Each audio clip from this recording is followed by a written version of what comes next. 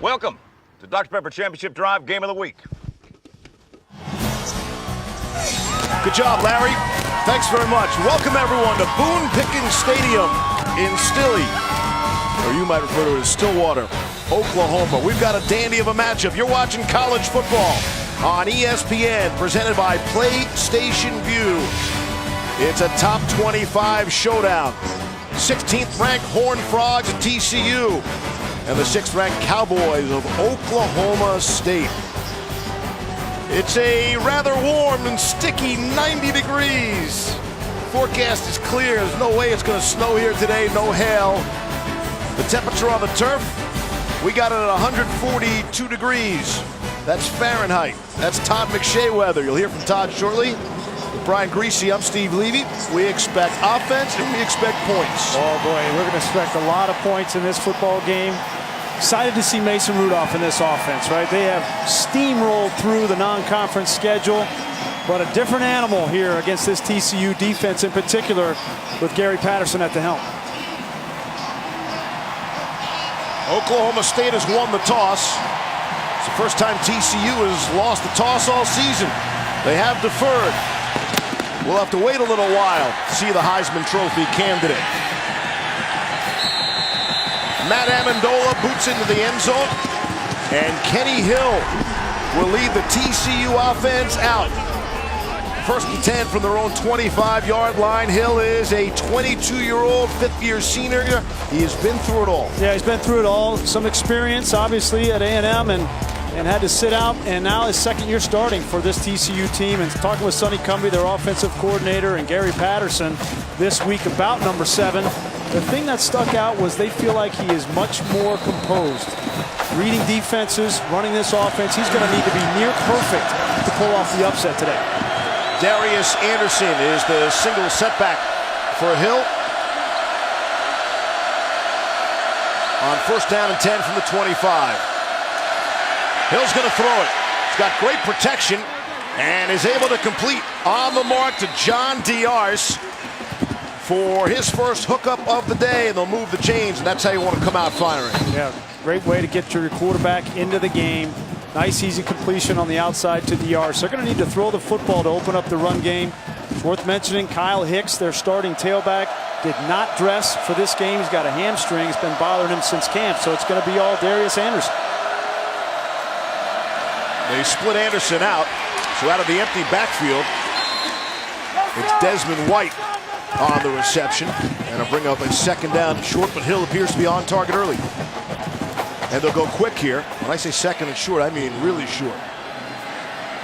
Here's Hill throwing and completing to Desmond White. Another short gain, but he's got the first down. And there is a flag down on the play. Great start. 3 passes in a row for Kenny Hill. I love that approach from Sonny Cumbie. You got nothing to lose coming on the road against a highly ranked opponent.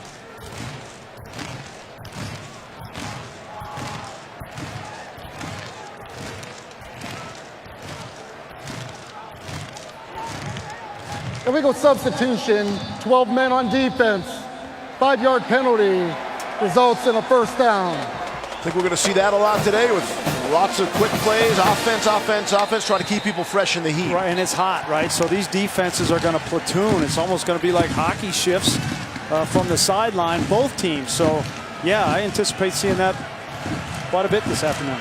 It was timed out perfectly, showing Mike Gundy's mullet when you mentioned the hockey.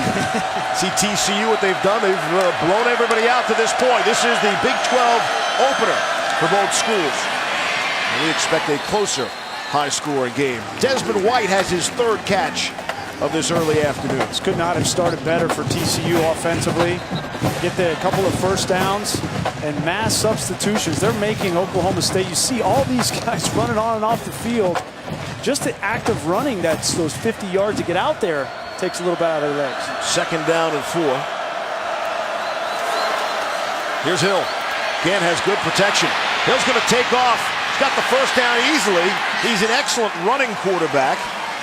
Eventually is brought down by Justin Phillips. You don't often see, you see substitutions on the defensive line, but the entire defensive line will run off the field at the same time. And now they got to run and chase a mobile quarterback in Kenny Hill. And they go quick after the gain of 10. It's Anderson on the ground. And he should have enough yardage for another first down. What an opening drive by the Horned Frogs. And this Oklahoma State defense, they have a lot of confidence. They've got a lot of guys they can rotate, 8 defensive linemen up front, but right now they're not being able to keep up with the pace. They've got 4 first downs already, and we haven't even played 2 minutes. And a big key in this game, Steve, and talking with Sonny Cumbie, is Kenny Hill running the football. We saw it there, a big gainer. He wanted him more than 50 yards on the ground. That was his goal coming into this game. And then efficiency to protect the football. When they get down here in red zone areas, though, they have to score touchdowns. Not field goals, but touchdowns to keep pace with this Oklahoma State offense.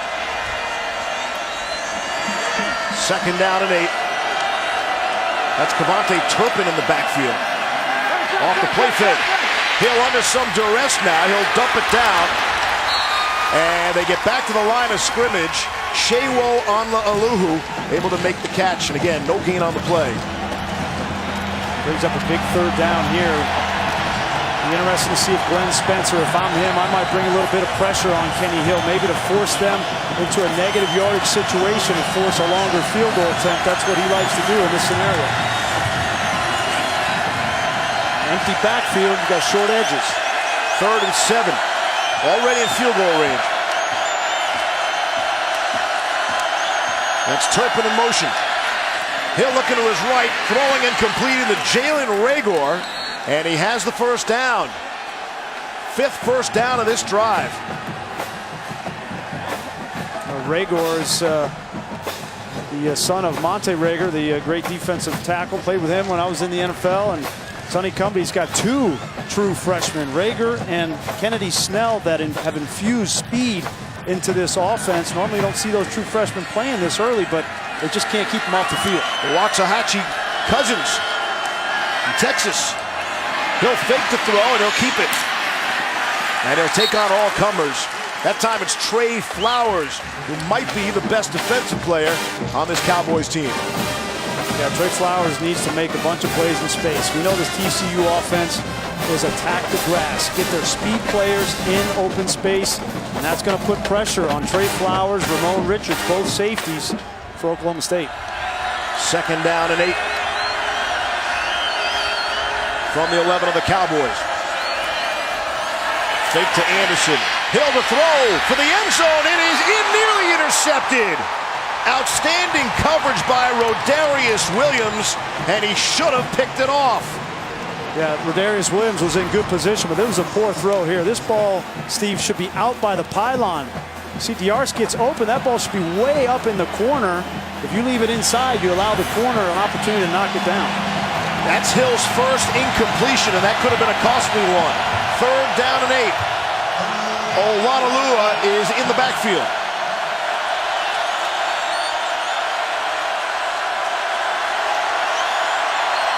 Williams urging the crowd to get loud. 1 second to snap it. They get the timeout. Yeah, Gary they did. Patterson took that timeout. TCU calls their first timeout of the half. Maybe credit that to Boone Pickens Stadium and the faithful here. We'll be right back.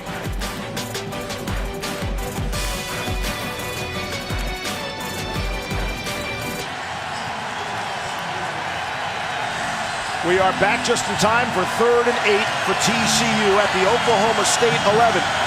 Coming out of the timeout. Shewo Onla-Aluhu is the setback to the right of the quarterback Kenny Hill, who has misfired on just 1 pass on this opening drive. It's gone 64 yards, 10 plays. Hill to throw. End zone, and that is dropped. Emmanuel Porter. Hill hit him right in the numbers, and again it's Rodarius Williams on the coverage. Well, they went back to that well on Rodarius Williams, the first-year starter, the redshirt freshman. This ball is better thrown. They went with a back shoulder throw, and it hits Porter right in the face mask. You got to make that play, right? Especially for Kenny Hill, get him some confidence on the road. You got to make that play. It's not always going to be clean. but you got to fight through it and make that play for your quarterback. The key is you've got to get your head around on the back shoulder as a wide receiver. Get your head around quickly so that you can locate the ball. I think he just was late tracking the ball and it was on him before he knew what to do with it. Say hi to Jonathan Song. His first collegiate attempt is a 29-yard field goal, and it is good. Now only UConn and Michigan State have not attempted a field goal this season. That is the Horned Frogs' first field goal attempt of the year. They have the 3-0 lead. If you're just joining us, Mason Rudolph has yet to see the field. But when he does, the country will be watching. Everyone's abuzz about Mason Rudolph. He's put up nice wins. He has matured and gotten better every single year. To this point, to put him on the Heisman map, Grease. Yeah, Steve, I don't think there's a quarterback in college football that's hotter than this kid right now. And you can talk about Sam Darnold, you can talk about Lamar Jackson, all these other kids, but this offense is explosive because of Mason Rudolph and his brain and where he's taken his game. And when talking with Mike Gundy, he feels like he is seeing the entire field, not just players, but he's seeing concepts and seeing schemes, and he's able to get the offense in the perfect play nearly every single time. And it's really fun to watch. You see the numbers, they are eye-popping numbers. They are blowing up scoreboards wherever they play. They have outscored the opposition 59-0 in the first quarter.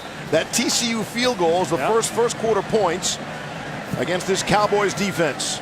Not only that, the first points, but they took almost 5 minutes off the clock in time of possession, so they limit the possessions for an offense like this. Cole Bunks kicks it away. Tyron Johnson from the 5. They'll cut to the midfield, and they'll be swallowed up at the 23-yard line. People are still talking about that first half that Rudolph had last week against Pittsburgh, and he spread the wealth. Yeah, with 4 different receivers, over 100 yards receiving. But, maybe the most impressive thing to me with Mason Rudolph, he's been protecting the football. He had 216 attempts without an interception. But the last pass he threw was an interception at that pick game. I wonder if that's why Mike Gundy pulled him. He said the one time that he got out of his world, everything else was perfect. But doesn't a coach love that? Give you something to work on. Something to talk about during the next week. And on first down, Rudolph will hand it to Justice Hill. Hill's got the big gain on first down. So he's going to have a little bit more of a challenge today, Steve. He's without his right guard and right tackle. Larry Williams and Zach Crabtree both out for this game. 2nd and 2. It's Hill again. Just gets back to the line of scrimmage. Ty Summers made the tackle. Bring down a 3rd and 2 now. So Zach Crabtree is probably their best offensive lineman, the right tackle. He's got a turf toe and he's battling. You see on the right side, we're going to have Kevin Jenkins is going to start at right tackle, and Johnny Wilson will start at right guard. Larry Williams was hurt in practice this week. Might be an extended injury. So they've got some challenges up front against a good TCU front. 3rd down and 2. It's a draw to Hill. He's got first down yardage and an excellent tackle by Ridwan Isuhaku. If Isuhaku doesn't make that stop, Hill could have been gone. It's a gain of 6. Just like we saw Oklahoma State defense having to substitute, we're now seeing Oklahoma State and TCU defense having to substitute. The interesting thing, went back and watched this game from last year, and everybody thinks Mason Rudolph's going to come out and just throw the ball down the field. Gary Patterson had a plan for Mason Rudolph last year, and he held him to 50% completions and only 200 yards passing. It's Hill again, the ball carrier. But they won 31-6 because they ran the football, Steve. 343 yards on the ground. Early on, very clear that that's the philosophy. They want to establish the ground game here just like they did a year ago. And also with those 2 new offensive linemen, get their feet wet, get them in a rhythm, and get comfortable in this game. They don't want to put the quarterback, Mason Rudolph, in a situation where he's having to run for his life early on as they're working things out along the offensive line. You be really careful right here, Todd. 3rd and long with those right tackle. Mason Rudolph, his first pass of the game. Down the field and could not hit Marcel Aitman. Jeff Gladney was with him step for step with the good coverage. Great coverage from Jeff Gladney. He played well in this game last year. Aitman has burst onto the scene. He missed last season with a broken foot. He rededicated himself, and he has become an explosive player in this offense. So nothing doing, and we'll get the punt.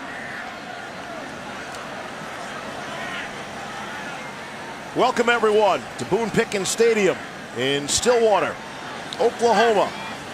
You just saw 93 points in the football game in Dallas. See if we can match that here today with these two high-scoring teams, TCU and Oklahoma State.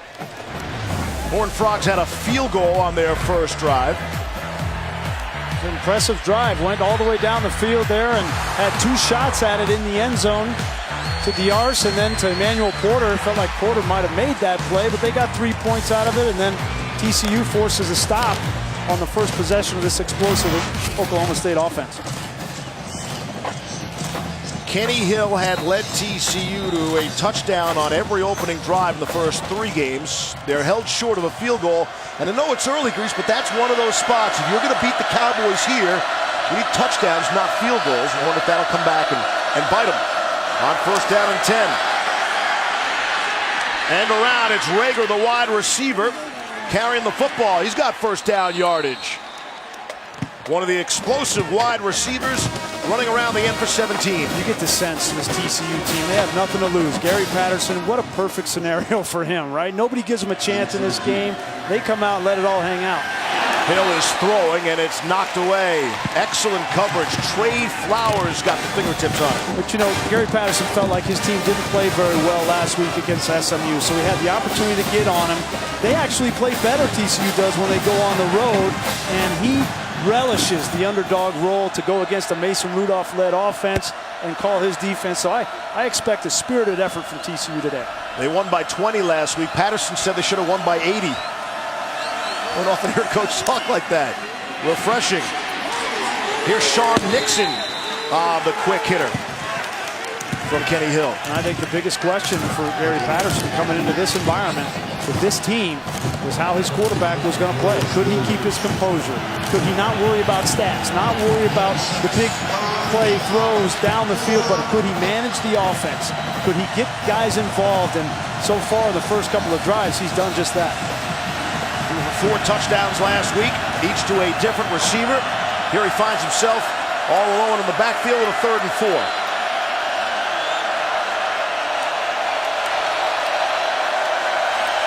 3 to snap it, and they get it away. Hill firing out to Desmond White, and he's got first down yardage. And that's the Kenny Hill, the mature Kenny Hill right there. This offense has been outstanding on 3rd down. #1 in the nation, 65% conversions, and it's because of the decisions that Kenny Hill has made. Hill, immediate pressure. Hill able to get rid of it, somehow able to stay on his feet and throw it away. Calvin Bundage tried to wrap him up but couldn't bring him down. That's a heck of a football play right there. I mean, you go from losing 15 yards. Look at that. You go down here, the presence of mind to keep his feet, find a receiver, and the strength to get that ball out of bounds. That's a heck of a football play by a quarterback. Big save there, brings up a 2nd down and 10. They are across midfield. The Horned Frogs already with a 3-0 lead. Hill is 7 of 11, throwing for 47 yards to this point. 2nd and 10, handed to Anderson. And that ball is out. Ball popped free. And I think TCU was able to recover. Kenneth Edison Magruder knocked it out. Yeah, I think Magruder was there, and Leveni, the 95, the defensive tackle, got a hand on that football, and Anderson runs through the hole. You have to secure that football. Almost turned that over. Cordell Iwagwu, one of the backup linemen, able to fall on it and keep the possession for TCU. Shewo Onalalulu is in the backfield on 3rd and 7 for Hill. Will Glenn Spencer, the defensive coordinator, bring some pressure here? They hand it off to Olanalulu. And he has a couple on the play. Shewo Olanalua, the sophomore from Humble, Texas. Had a career-high 63 rushing yards last week after touchdown runs on both of his carries at Arkansas. I think that's the first decision here for Gary Patterson, whether he goes for it on 4th and 4 inside the 45-yard line. I think this tells you what he thinks about his defense. He wants to get a long field for this Oklahoma State offense and give his defense some room to operate. TCU's offense has been so good this young season. They're in punt formation for just the 9th time. It's the 9th time, this being their 4th game. And Adam Nunez gets it away. And flags fly down inside the 10-yard line. That ball is loose.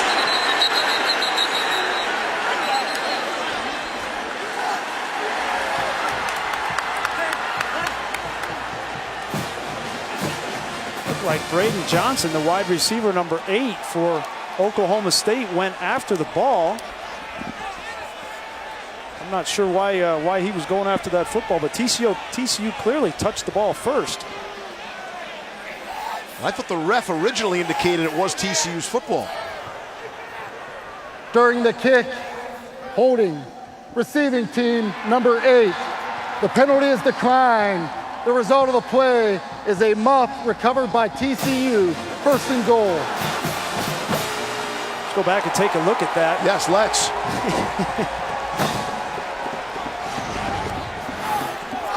So Johnson, the ball is clearly touched there by TCU. I'm not sure why. The ruling on the field is under further review. Not sure why Braden Johnson was going after that football. There's no reason for him to go after that ball. See what happens after we get back.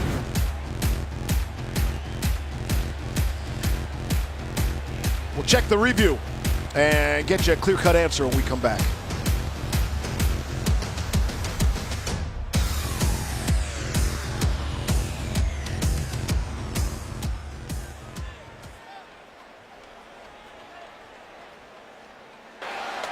Saying this was illegally touched by Ennis Gaines. Team, yep. Which, so Ennis Gaines is going to come from the left side of your screen. There he is right there. It's not an illegal touch. He's in the field of play, has every right to down that ball there. I'm not sure. We'll get a clarification maybe from the replay booth.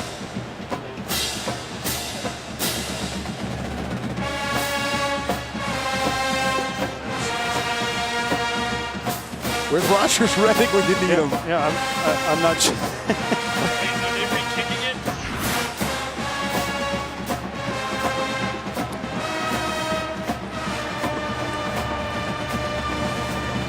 We also have to remember there was a holding originally called that they declined, and I'm assuming that TCU will accept that now. We'll see what happens. All right, we're still trying to sort this out. Both head coaches are looking for answers.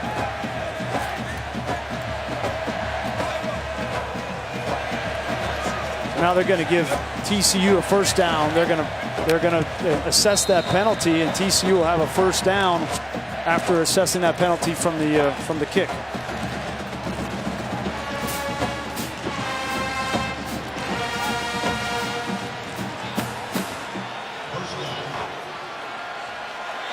The bottom line here is that TCU has the football on 1st down and 10, an excellent field position.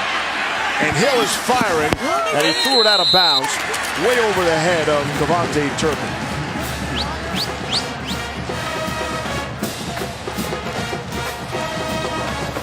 So TCU accepted the holding penalty by Oklahoma State. I don't know where the illegal touching was out of that whole thing, and that was the whole point. Didn't see anything illegal. Ennis Gaines can touch the ball. Right, by the kicking team. Great opportunity here for TCU and Kenny Hill. They wanted to take the big shot on that last play. They ran a wheel route with Turpin, who's their fastest player. It wasn't there. It was well defended by Oklahoma State, and Kenny Hill did a nice job throwing it out of bounds. There's a discussion on the field as to whether the pass in flight touched the Skycam wire. Well, now they're going to blame us on this one, Grease. It's our people.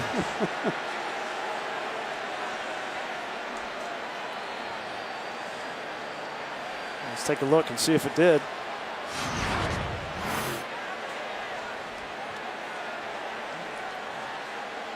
Well, you know, that ball, not the tightest of spirals. So easy to blame it on the Skycam wire. Yeah, I think Kenny Hill would like to say that hit a wire, but I think that was just a duck. Our Skycam people say, not us. Never touched our equipment. The previous play is under further review. Of course it is.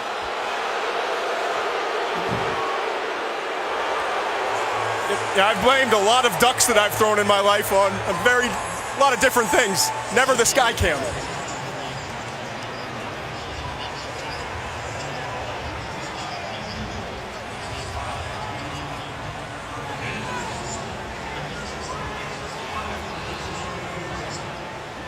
It's a great start for TCU in this game, right? Come on the road, all this stuff going on, stops and starts, but the bottom line is that this team is in position. They've gone up 3 points. They got to stop on defense. They're taking time off the clock, Steve, right, and protecting their defense. So it's a great start for them on the road. The first drive was brilliant, other than it ended in a field goal that it came up short. But they meticulously moved the football down the field, mixing the run and pass. And third down defense will play a critical role in this game, as it always does, but especially if the temps do get into the mid-90s here. After further review, the ruling on the field stands. It's 2nd and 10. So the ruling on the field was an incomplete pass, right? I think they confirmed it did not hit the wire. I was clear on that rule. Incomplete. 2nd down and 10. From the Cowboys' 31.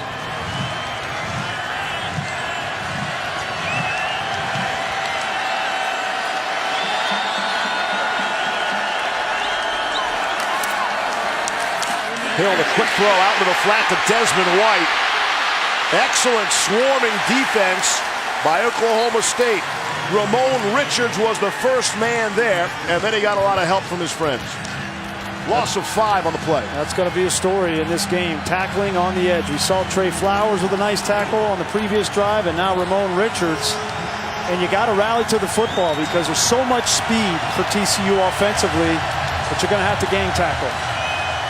3rd down and 10. They're bringing Kennedy Snell, the true freshman speedster, into the game. You put a rookie back there at running back, I'd blitz him. It's like they're bringing pressure from the right side.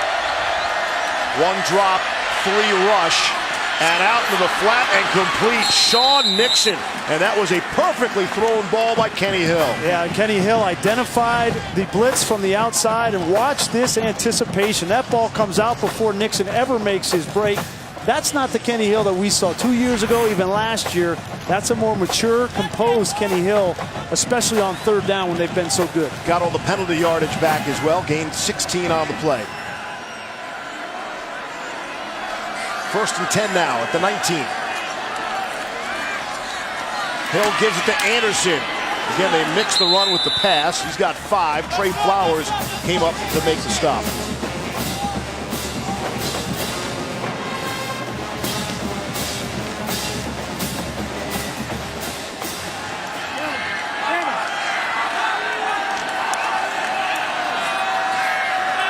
Hill to throw. Tried to go back shoulder to John DeYarce and couldn't get around the coverage of Adrian Baker, who was with him the whole way. 3rd and 4. This is the 3rd time they've tried this fade or back shoulder early in this game, and they haven't been close yet. I think it's time to put that one away, right? Get back to run the football. Do what you're doing well. You've tried to throw that 3 times, and clearly Kenny Hill has either been inaccurate or Porter drops one, but it hasn't been there, so you got to go somewhere else.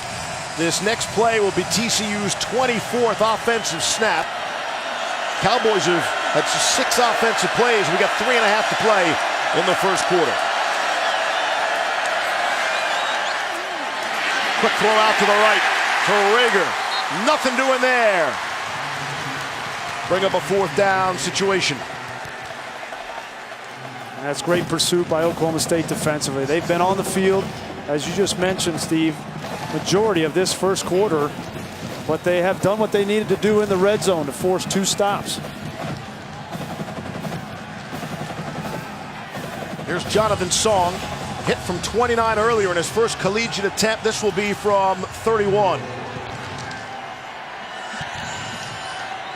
Out of the hold of Adam Nunez. On the way. Dead down the center from Jonathan Song. 6-0 TCU, exactly what we expected.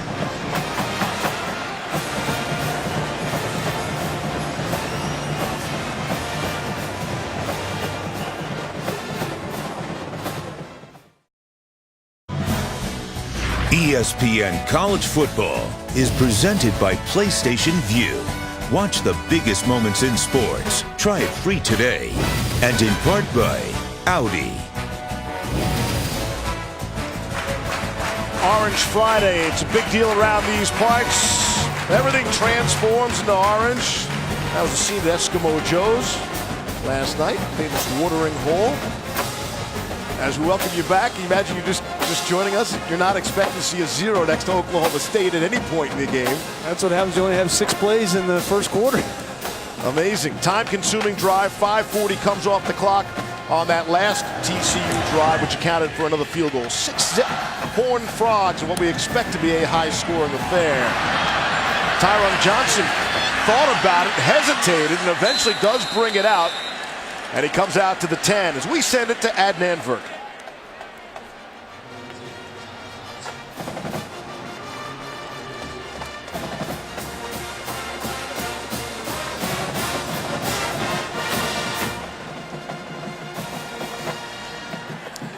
Adnan, thank you. Look forward to keeping company with you all afternoon as we progress into the early evening here. Again, Oklahoma State has outscored their opponents so far this season 59-0 in the first quarter. And they've been blanked to this point, and they open this drive starting at their own 10-yard line. Mason Rudolph has thrown 1 pass so far. So you haven't missed much. There's a little shovel pass forward to Hill. And moves out to the 15. Trayvon Howard made the tackle. Smart play calling here early on. You know you have 2 offensive linemen on the left side that are injured. You're replacing them with inexperienced players. Run the football and a lot of underneath throws so far by Rudolph. 2nd and 6. Off the play fake. Rudolph to throw deep. Got a man ahead of everybody and it's caught. James Washington, the superstar wide receiver, for 86 yards and the score.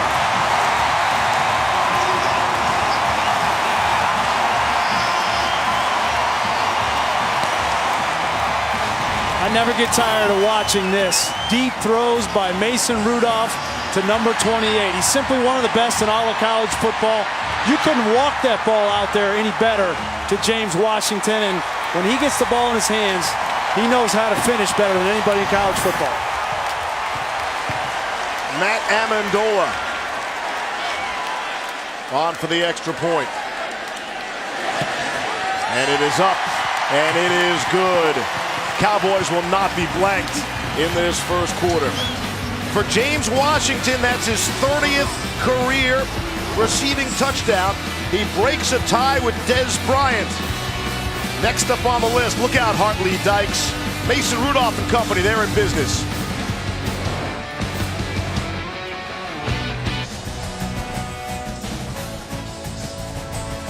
James Washington will continue to move up the ranks. I think anytime you pass Dez Bryant in anything, you've done some nice work.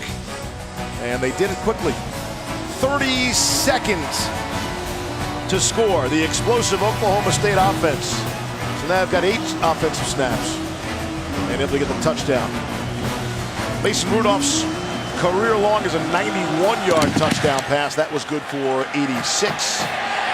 And a 7-6 Cowboys lead. So, Steve, if TCU is going to be able to stop this offense, they cannot beat themselves before the snap. Here's Nico Small, the safety. He's only 7 yards deep. That's not deep enough against James Washington. He's too fast. So you can't backpedal fast enough. You can't run fast enough. They got to be deeper. Both safeties, Nico Small and Nick Orr. If that's the adjustment that Gary Patterson needs to make with this offense in particular. They're going to run the ball, yes, in that case, but you can't give up these kinds of plays.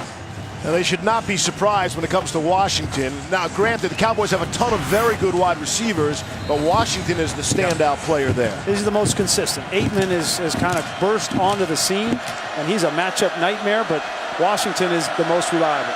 All right, Kenny Hill, what's your answer? On 1st down and 10. Handed off to Darius Anderson.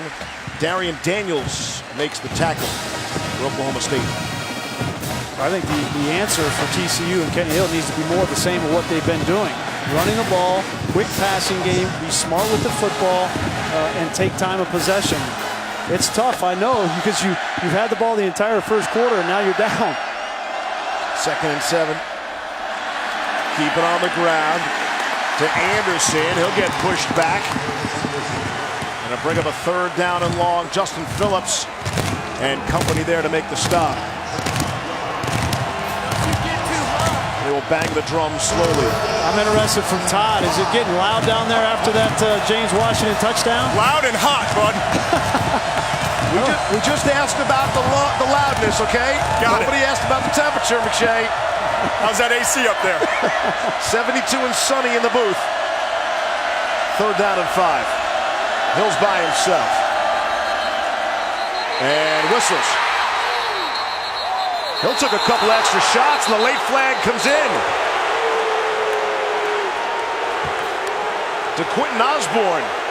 I'm sure he'll say that couldn't hear the whistle. Yeah, that's the old, I'll take a shot, and then I'll put my hands up like I didn't hear anything, but that doesn't fly.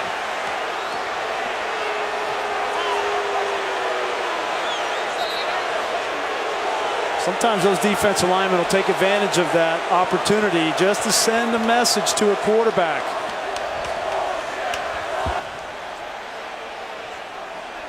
Clearly that play was dead. He took another 2 steps. That's going to get called. Sound like a man that's happened to before. Take a few extra unnecessary pops.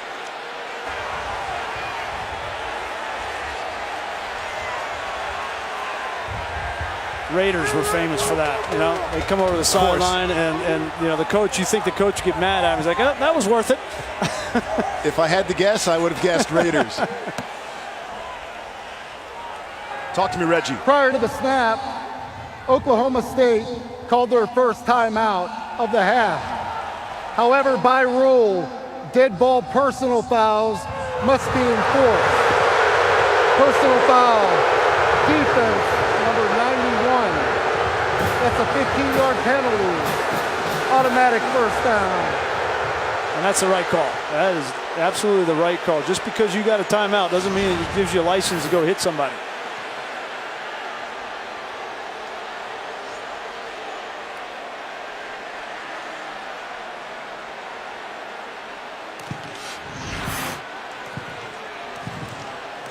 So 15 yards of penalty.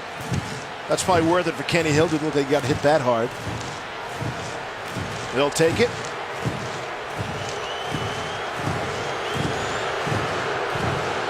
TCU needs to get this running game back going. You know, they had a lot of success running the ball against Arkansas. This offensive line, very veteran line. 3, 4 seniors up front. There's only 1 underclassman at right tackle. They got to take advantage of that in the run game. Olalua is the ball carrier. And it's Darian Daniels, the offender on the last play. Makes the tackle. He's playing to the whistle that time, not after the whistle. Yeah, the other defensive tackle, not to Quentin Osborne, but Daniels right there. Great quickness off the ball. These 2 defensive tackles for Oklahoma State have been wrecking havoc on offenses throughout the first 3 games of this season. 2nd and 11. Hill to throw. And could not hook up with Emmanuel Porter. Looked like Porter might have slipped down. Otherwise, he would have been there for the catch. 3rd and 11. I think that's a big difference for this Oklahoma State defense in 2017 as opposed to last year, as they've got more depth up front. Behind Daniels and Osborne, Trey Carter comes in, Enoch Smith, and then they've got 4 or 5 defensive ends that can get after the quarterback. And Jordan Brailford, number 94, is probably one of their best, and he's in the game. Here's 3rd and 11. Hill, the quick screen out to Anderson, trying to pick up his blockers, and he has just enough for the first down yardage. Across midfield, Ramon Richards made the stop. Richards, a guy the coaching staff told us needs to keep his head up and needs to tackle better. He was able to make the stop there. Great play call there from Sonny Cumbie. You know, you get the sense the crowd's in the game. They're upset about a personal foul penalty. You got a third down, and you know you're going to come after him, rush. I'll just pop a little screen out there, get a first down. Thank you. And that should do it for quarter number one. Again, Oklahoma State had outscored the opposition in the first three games 59-0 in the first quarter. Here it's a meager 1-point lead, and TCU is looking for more. They're across midfield. Second quarter when we come back.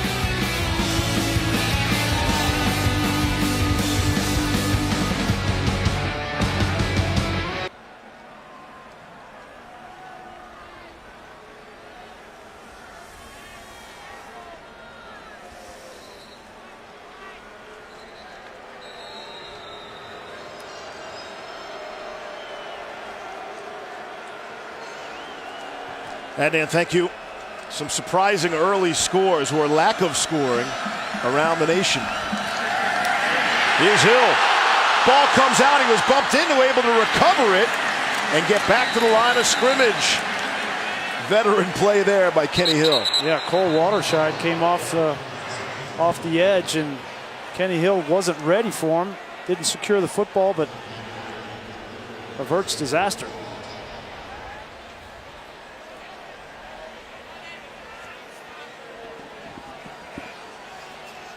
Got a lot of stuff going on here with these this officiating crew in this game. Personal foul, face mask, defense number 1, 15-yard penalty, automatic first down. That's Calvin Bundage, the linebacker. He's outside on Cavante Turpin. Just reaches out, gets a piece of that face mask. 2 personal foul penalties on this drive for Oklahoma State defense. Killed him.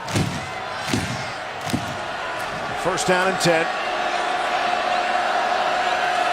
4 penalties in the game for 45 yards. And here's Anderson. And Anderson to the 10, 5, and he'll go untouched into the end zone. Touchdown. Horned Frogs back on top with an assist from one of those Cowboy penalties.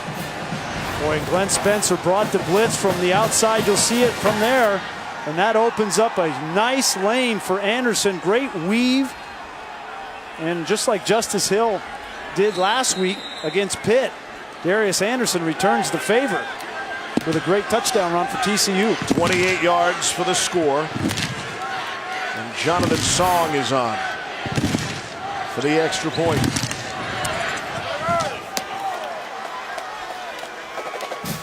And just like that, 13-7. TCU, and the small contingent of people in purple enjoying this start. Coming up tonight, Saturday Night Football for you. It's Penn State and Iowa. Big Ten battle between undefeated teams. 7:30 Eastern over on ABC, streaming live on the ESPN app. Of course, the whole country will enjoy watching Saquon Barkley, I beg your pardon. And we know Iowa is tough at home. Oh, Kinnick Stadium, right? That's the place where top 5 teams' dreams go to die, right? Last year was Michigan. They were number 2 at the time, I think. Penn State a couple of years back. So that's, I think that has to come down to a field goal, right? Knight and Kinnick.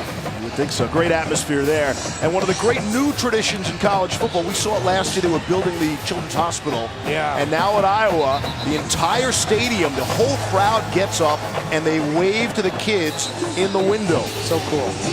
Really cool setup there. If you're just joining us, you haven't missed a lot of offense for Oklahoma State. They got the one big touchdown pass, the 32nd scoring drive. But they've only had 9 offensive plays to this point. Yeah, this is it. That's that long touchdown pass to James Washington. It'll be interesting to see here, Steve, as TCU takes the field for this next possession. Do they play their safeties deeper? And if so, then that's where Mike Gundy, Mike Yurcich, the offensive coordinator, will start to run the football. Tyron Johnson will let it bounce into the end zone. Mason Rudolph is building something special here. You see second most wins in school history, 15 school records. He's now 9 touchdowns shy of passing Brandon Whedon for that all-time record here at Oklahoma State. And then people still talking about that first half against Pittsburgh last week. Yeah, all that stuff's great, right? The yards, the records, the Heisman.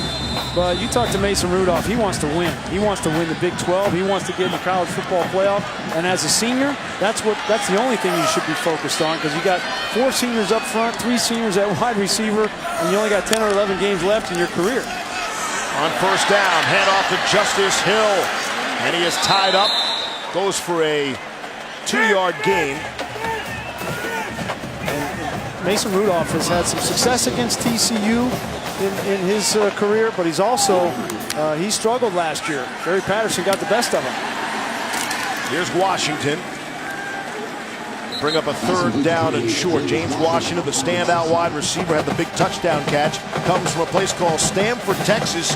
Population 3,100. You know what he likes to do in his downtime? Quote, hunting vermin. That's what he likes to do. He is anything but your traditional diva wide receiver. He likes to just hang out, hunt vermin. I got to be honest, I had to look that up, what exactly that was.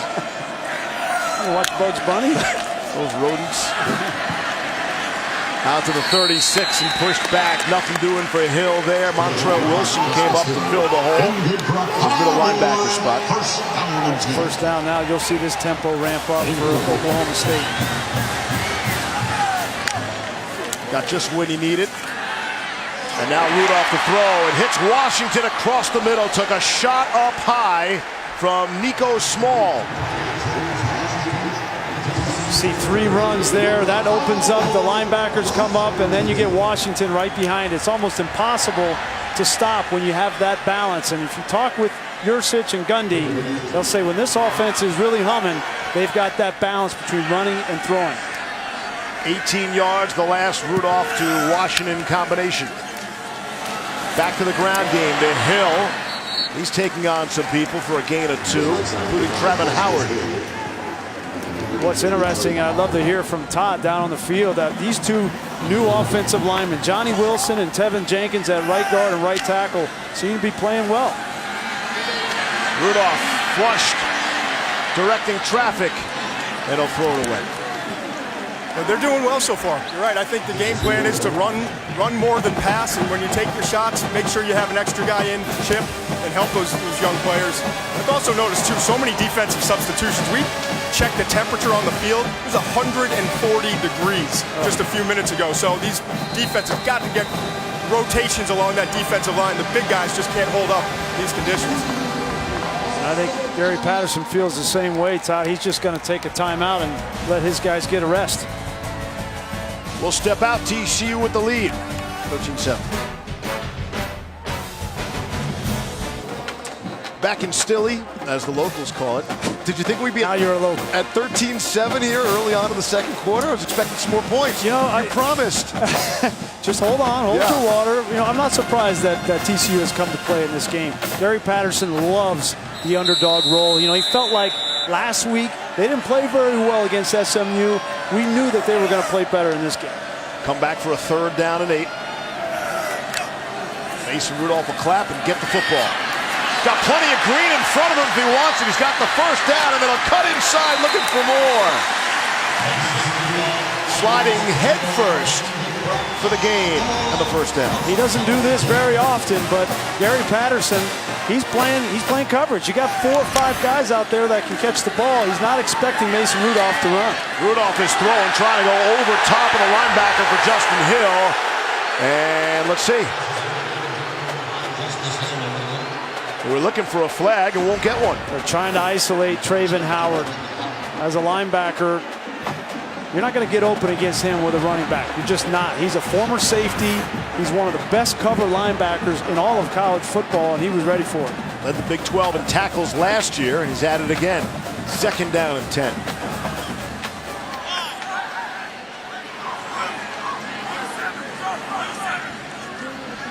Rudolph 4 for 7. with all sorts of time. Doesn't feel the back pressure, and he fumbles the football.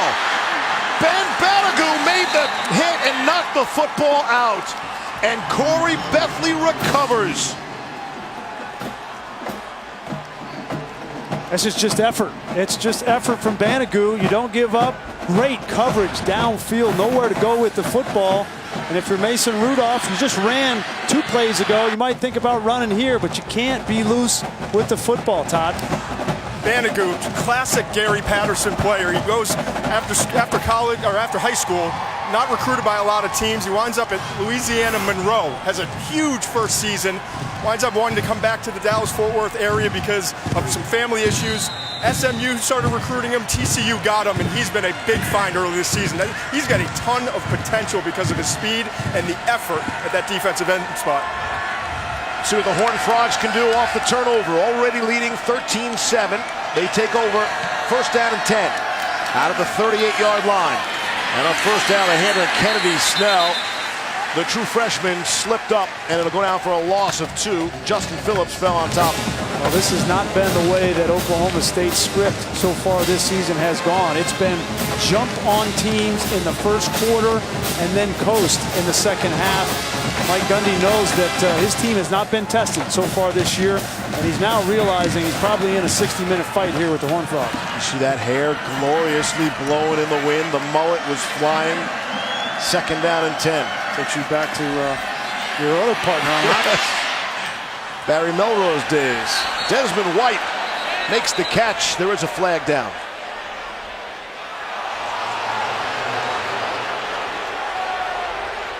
They're going to get a hold in the secondary against Oklahoma State.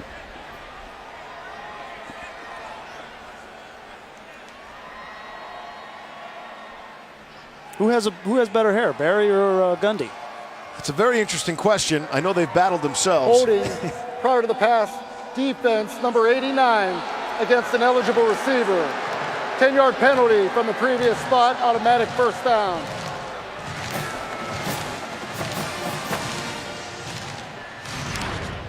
Traylon Weber right here.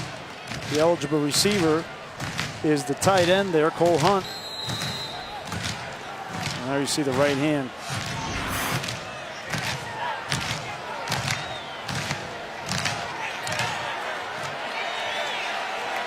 Oklahoma State penalties have been an issue here early.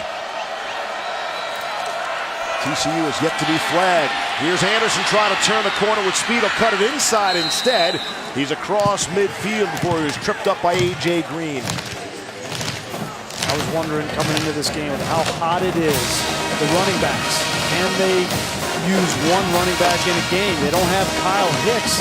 TCU doesn't, so it's been Darius Anderson. They're trying to spell him a little bit with the true freshman Kennedy Snell, but can Darius Anderson handle the load in this heat all game? That's the question. Olanolua has gotten some carries as well. That's Anderson, tripped up by Richards, who's been involved in just about everything. That Oklahoma State defense. Another 1st down. Kenny Hill's been smart with the football, and they've had a running game. And that's the approach when you go on the road. You see the keeping the ball, that means the time of possession. Don't care how explosive your offense is, you can't get on the field. 15 1st downs already for TCU. Desmond White trying to get to it, knocked away by Richards again. Ramon Richards leads the team with passes broken up. He's got a few more to his credit here today. Well, he's a former corner that they moved to safety, so he's got those corner skills playing inside, and he was all over that route. Olanolua checks back in the backfield. 33 to the left of Hill. Send Hunt in motion. And the give is to Olanolua. Chad Whitener made the tackle for the Cowboys. That's patient. This is a patient approach from Sonny Cumbie, right? 2nd and 10. Normally that's a passing down. He doesn't panic. He doesn't try to force a pass downfield. He just gets into a manageable third down situation. When we were talking with him last night, and I asked him, why have you been so successful, 65% success on third down? It's because we've been in manageable situations like this. 3rd and 4, 3rd and 5, much higher percentage of converting. 4 of 7 on third down conversions today. Well, Kenny Hill can use his legs, too. He did it 3 times against Arkansas. Fake off the play action and complete to Turpin. He's got the first down yardage. Richards made the tackle. Boy, and Richards has to make a quick decision here. Is he going to go for the ball or the player? He decides to try to go for the ball, but you got to secure that tackle. If he makes that tackle, it's 4th down and you're off the field. But missed tackles have been a bugaboo for Ramon Richards so far this season. First catch for Turpin.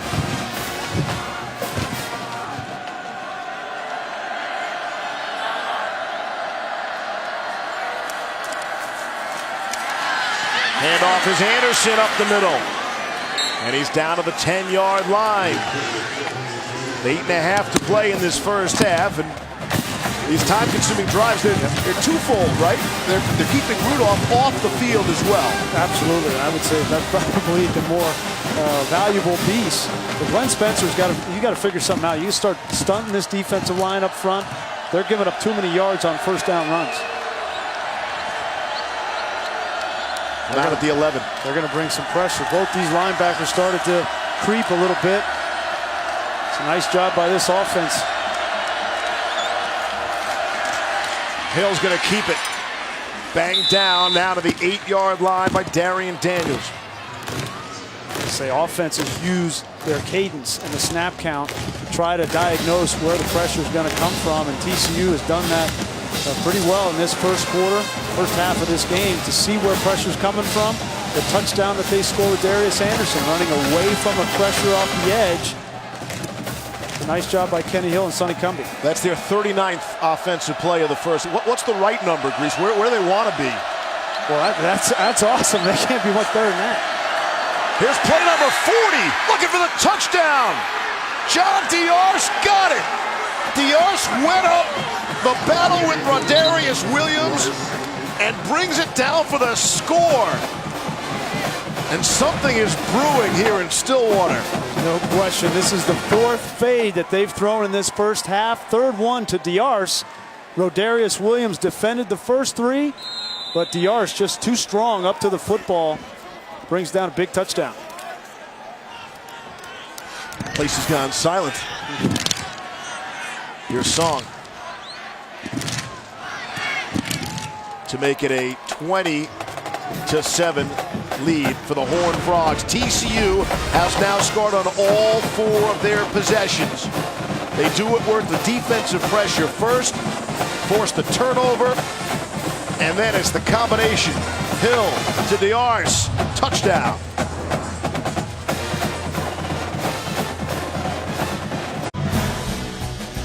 ESPN College Football, brought to you by Allstate, official protector of college football fans, and AT&T. Mike Gundy, no question, a bit of a cult figure here in Stillwater. I don't know if you caught the numbers on Gunnar Gundy last night. Impressive. 21 of 28, 333 yards and 4 touchdowns. Just a sophomore at Stillwater High School, leading them to a big victory here last night. Wonder if he can turn any head coaching heads in college. And he's much more than the hair, but the hair has become his thing, bit of a trademark, and they found a way to monetize that trademark here in Stillwater as well. The hair is definitely the symbol, but I would say closing in fast or his hunting prowess, whether it's rattlesnakes or turtles. Yep. And the kick, Johnson will let it bounce into the end zone. And when you talk about the mullets, got to go to the original. It's my old pal Barry Melrose. First question, and I got to get this out. How do you feel about doing this interview and having the second best hair? I'm sure that doesn't happen very often when you're being interviewed. It's like you still got to go out and put out a product. You got to coach. But it's, oh, what's going on? I'm going to call. It's Barry. You're making tons of money off my interview with you, and all I asked was a T-shirt, and I haven't got a T-shirt from you, man. What's going on? I've got more than that for you. Funny part of that was Melrose's cell phone number popped up on the screen, so everyone in the country got Barry's cell phone number, if they didn't already have it. Here's Rudolph to throw across the middle, able to complete to Jalen McCleskey, and they've got first down yardage. So Barry was asking for a T-shirt, and well, we've got one right for you here. The man, the myth, the mullet. Big Daddy. Big Daddy. That's perfect. I love the way Gundy shows up to our meeting. Right, jeans, T-shirt, baseball cap, like just perfect. Yeah. You ever get him in the Levy? Was that interview in the Levy Lounge, or was that a co-hosted Sports Center? What was that? I did not want to break up the relationship between the two mullet men, so I let them have their space, and they went on and did their thing. Handoff, Justice Hill up the middle and spinning away from another tackler. He's well across midfield, and the Cowboys look to be doing some business.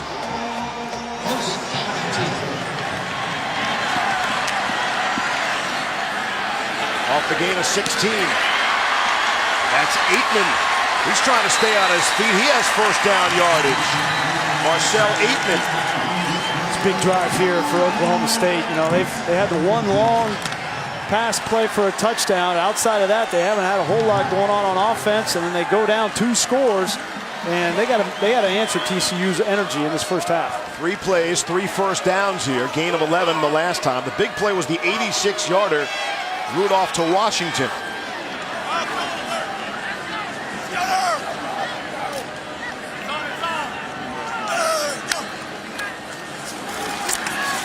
Handoff to Hill.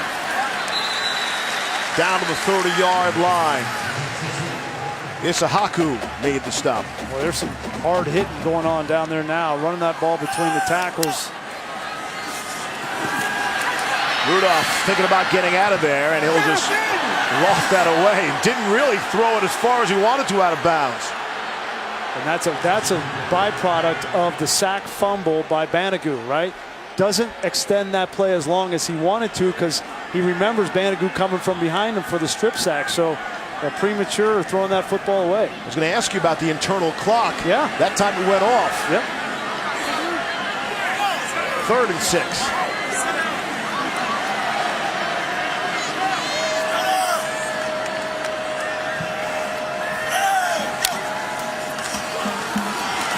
Off the draw. Hill picking his holes. Ross Blacklock made the tackle. And they're going to go for it here. I don't think there's any question in Mike Gundy's mind. The way they've been running the ball in this drive, I agree with him. Give it to Hill. He's got the first down yardage. Stays on his feet. Still battling. Justice Hill, the sophomore from Tulsa, had 60 yards rushing on the first 2 series a week ago. Has 12 yards on that carry and a big first down. Rudolph throwing, end zone, off the fingertips of Tylan Wallace. Boy, that just missed. Tylan Wallace, a true freshman. With good coverage. See underneath the linebacker, Rico Evans, forcing Mason Rudolph to throw that ball just a little bit out in front. And Tylan Wallace, you know, true freshman, they got tons of talent at wide receiver. You don't expect a true freshman to be able to get on the field. But because of the injury to Chris Lacey out in this game with the shoulder, he's getting some looks. 4 different receivers had 100 yards receiving for Oklahoma State a week ago. But that was against Pittsburgh. This is a different story against this TCU defense and a timeout. Snap, Oklahoma State calls their 2nd timeout of the half. 5:09 to go in this first half. Oklahoma State very much in a ball game right now. Inches from a touchdown.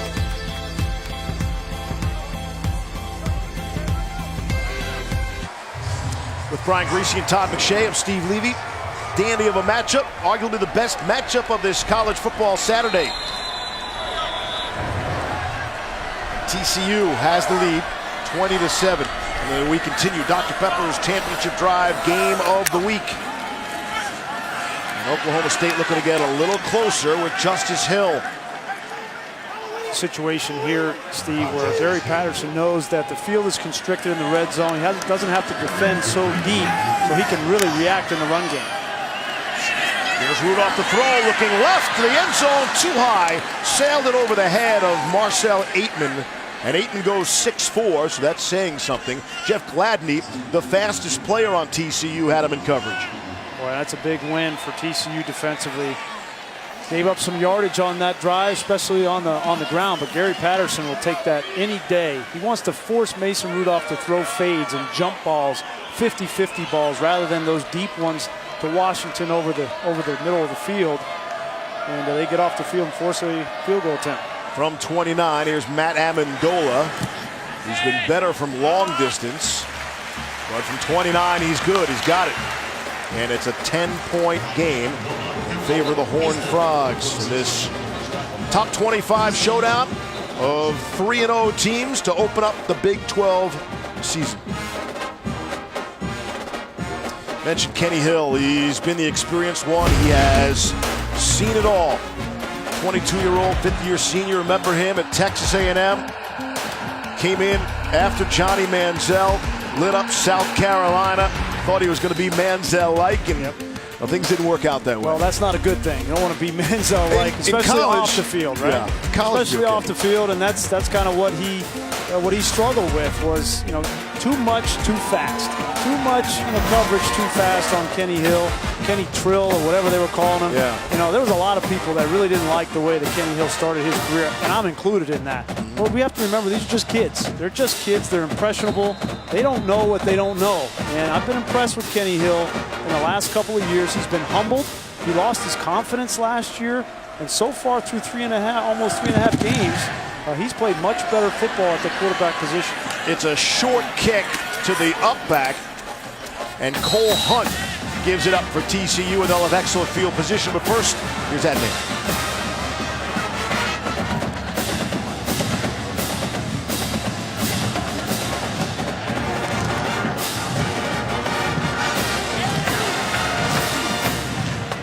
We'll check back with Adnan. Maybe he was having a sandwich or something. Those guys got to eat too. It's a long day in the studio.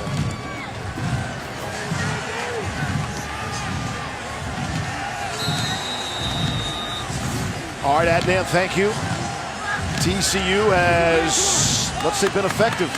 They've had 4 possessions. They've scored on all of them. And that's how they have a 20-10 lead, under 5 to play here in the first half.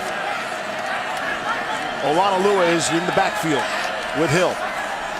Hill to his right, and he'll throw that way. Able to complete to Rager. And he's got first down yardage. He's out just short of midfield. Jalen Rager.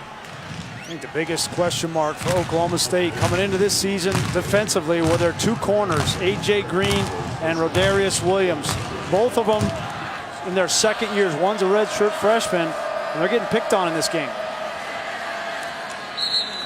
Keep it on the ground for 2. And Rager has been a big play receiver, basically. He's had 2 big plays in this game. Came in to this game with 6 catches, just 6 catches first 3 games, with averaging 21 yards per catch. So they love his speed as a youngster. If Todd's going to talk, he can't stand right next to the paddles hitting the wall, right? There's nowhere else to go. They are making some noise, and by Big 12 rule, they have to stop banging on the wall when the team's ready to snap the football. Here's Hill to throw. And a complete to Anderson out of the backfield. He's got first down yardage out to the 41. You mentioned the big playability by Jalen Rager. Here's a Hail Mary you want to see. At the end of the half last week, and 18 White, he's the only one that jumps.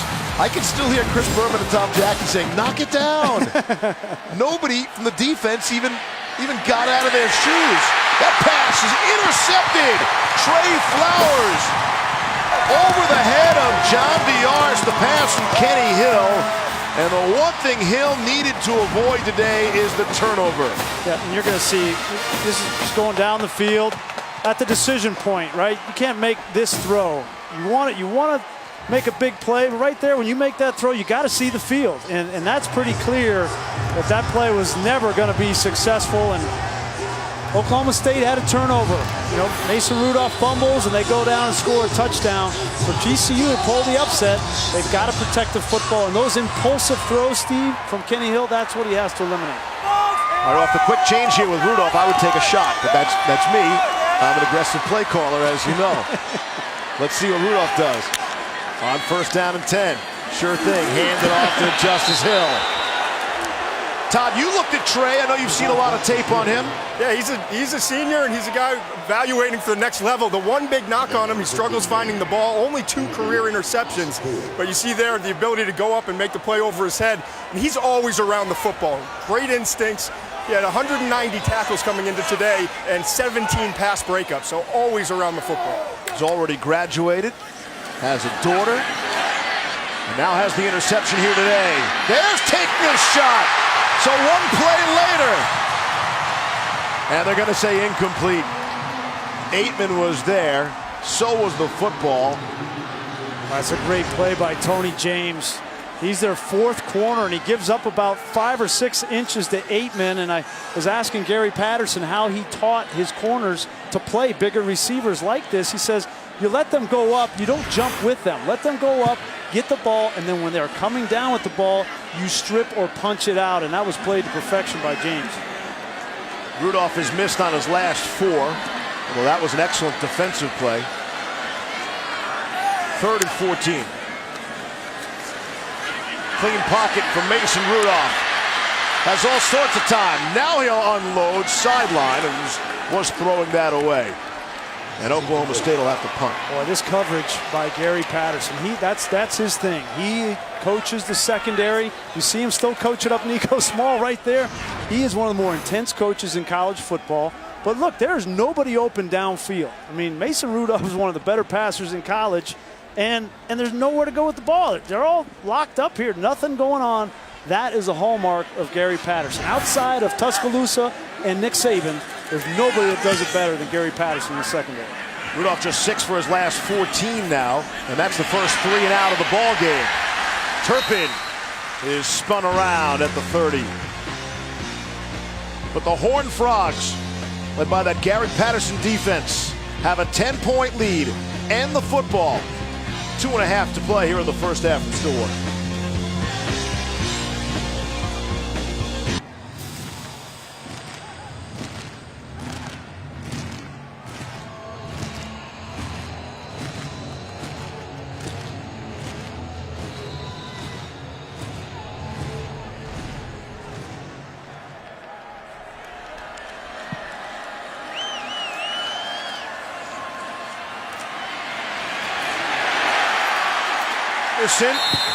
Nothing doing there. He'll take a loss of maybe 7 on the play.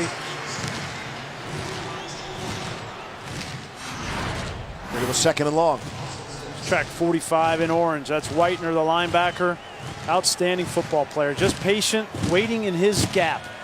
He knows Darius Anderson likes to cut back, and that's the adjustment I think that Oklahoma State defensively needs to make. They need to be more gap sound as this game progresses, because they've gotten out of their gaps, and when they have, Anderson's made them pay. A couple of years ago in this game, Whitener had 2 interceptions against TCU.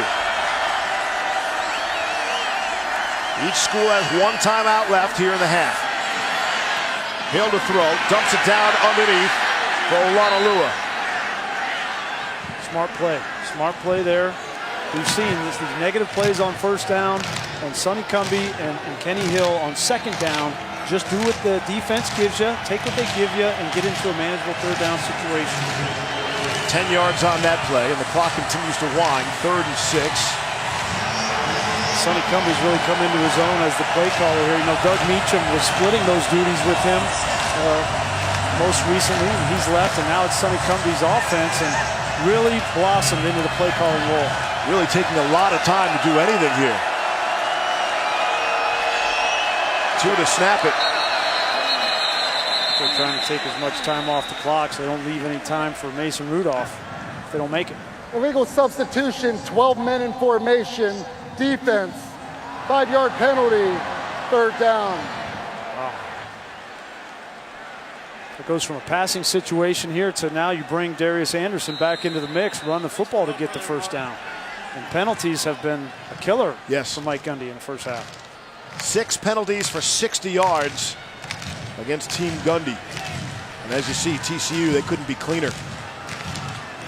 And here comes Anderson back into the game, and they get a first down here, and they're up and rolling.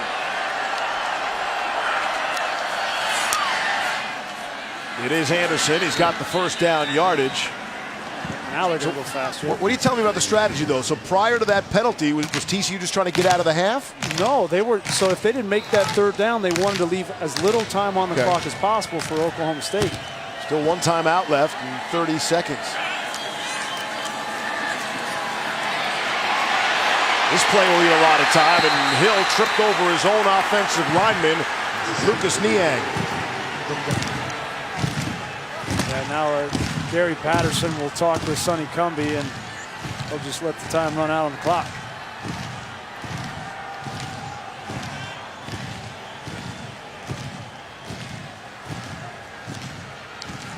That's going to be the end of the first half.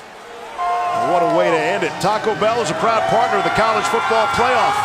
Be on the lookout for the Taco Bell student sections and passionate fans like these at games all season long. I think this crowd anticipated having a whole lot more to cheer about in their first half. Wow, Oklahoma State at home, trailing by 10 to TCU. Here's Adnan on the halftime report.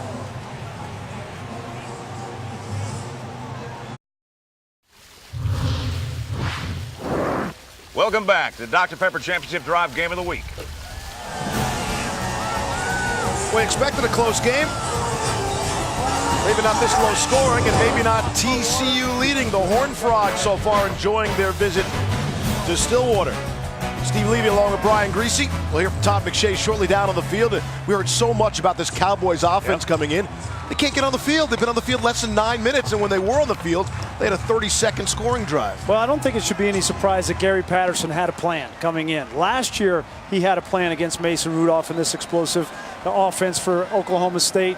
And he came in this game with the same plan. Play coverage, don't allow Mason Rudolph to throw the ball over the top, and continue to make plays with the football. And you'll see they're dropping 8, and they're going to play coverage deep, and they're going to try to rush with 3. Banagoo, they feel like, is a mismatch up front in rushing the passer. And they've got guys, experienced, fast defenders, veterans in that secondary that can glove receivers. And then when they do throw the ball down the field, play the ball. Great job by James, getting it out of Aitman's hands. And then here you see downfield, where are you going to throw the ball? He's trying to bait you to throw that ball, and then Banagoo comes off the edge. They get a turnover that leads to 7 points. So a great plan from Gary Patterson so far in this game. If Oklahoma State's going to get back in it, they got to run the football. We'll watch for that on 1st down and 10 to open up the third quarter from their own 25. Off the play fake. Rudolph to throw on 1st down. Incomplete to Aitman. Picks up a short gain. Jeff Gladney was there. Had him all the way.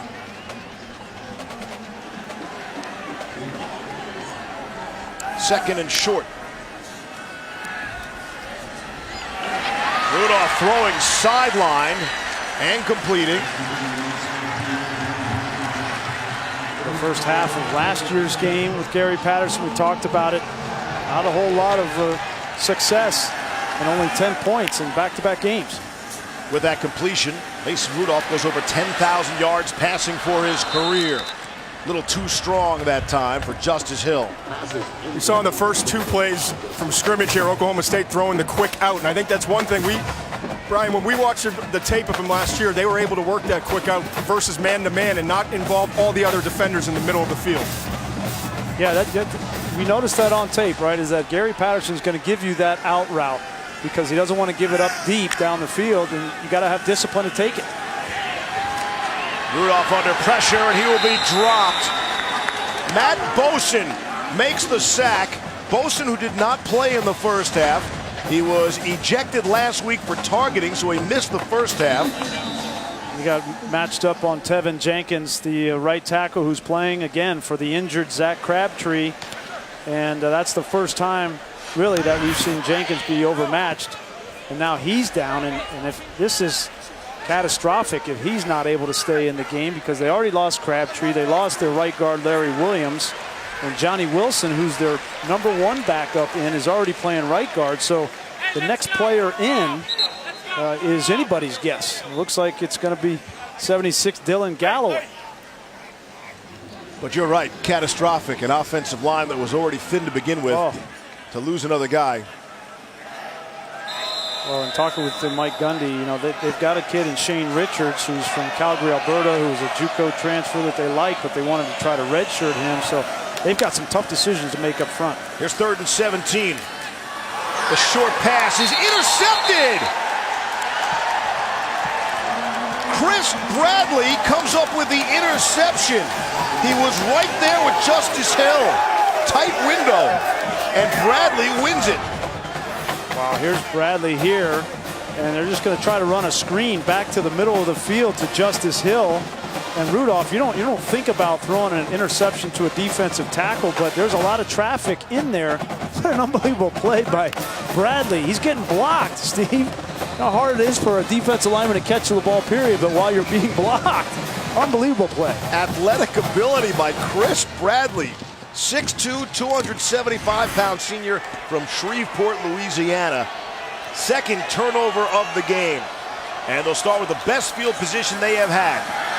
Little razzle-dazzle. And it's Turpin. Explosive every time he touches the ball. He's got 1st down yardage. And the Horned Frogs are in business. It's just about the worst possible start to the 2nd half for Oklahoma State. Yeah, you mentioned the worst possible start, and Sonny Cumbie's not going to take his foot off the gas pedal here. It's Turpin on the receiving end. He's crashed down to the 16-yard line. You know, I was going to ask you, what do you think that Gundy locker room was like? Hey, you know, we're down 10. Everybody relax. We're getting the ball to start the 2nd half. Yeah, I think they have tremendous, confidence in their offense to be able to score. They don't feel like they're in danger in this game. Certainly, they need to be more efficient, but to come out and do that on the first drive, I think now they need to find some senior leadership, step up and make a play on defense. 2nd down and 4. Hill to throw off the play fake. Just too far. Led Rager too far. And I bring up a 3rd down and short.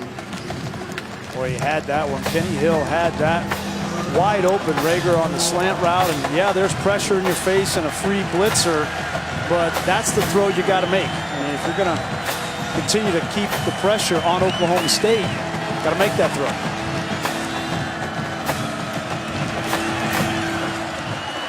You'd be surprised in empty sets here. They love the quarterback draw with Kenny Hill. 6 for 10 on 3rd down conversions so far today. Here's 3rd and 4. Hill will fire it, and it's Desmond White has 1st down yardage. Boy, they made that look easy. Yeah, it was easy in the first half. And what needs to happen if you're Oklahoma State, you need to get a little roll corner on the outside, because every time you have a soft corner running deep down the field, the inside slot receiver and the quarterback know just run out and there's going to be free access. The numbers on Kenny Hill. They have 1st down and 10. And the Horned Frogs appear to be in no hurry. Every second they take is another second Mason Rudolph is sitting on the sideline. Here's Anderson. He cracks down to the 5-yard line. I would run right behind their big left tackle, Joseph Noteboom, 6'5", 322 pounds, and he is moving people off the line of scrimmage. Right here. 2nd and 4. Hill on the option, catches it for the easy touchdown.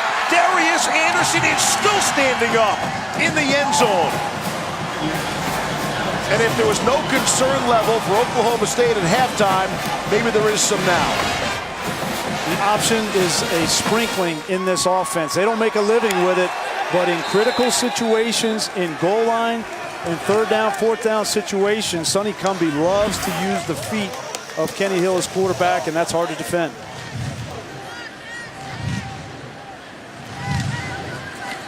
Six-yard run off a 6-play, 42-yard drive after the interception. And as crazy an interception as you will ever see. Can't believe Rudolph threw this. Can't believe Chris Bradley intercepted it. 14 points off turnovers. Look what's going on here with the Horned Frogs.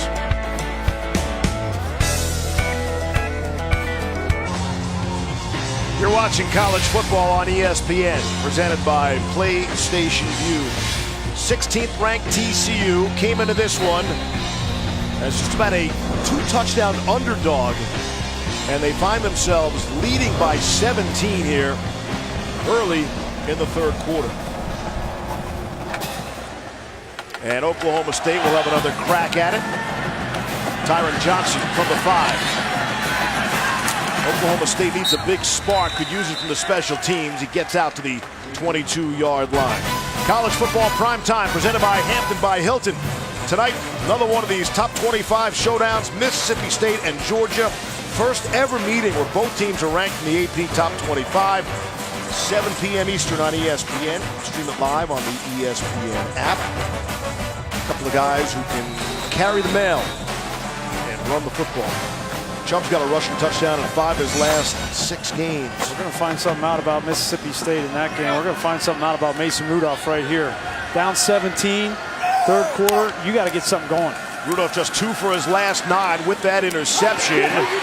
And a nice grab by Marcel Aitman going up to bring it down, Todd.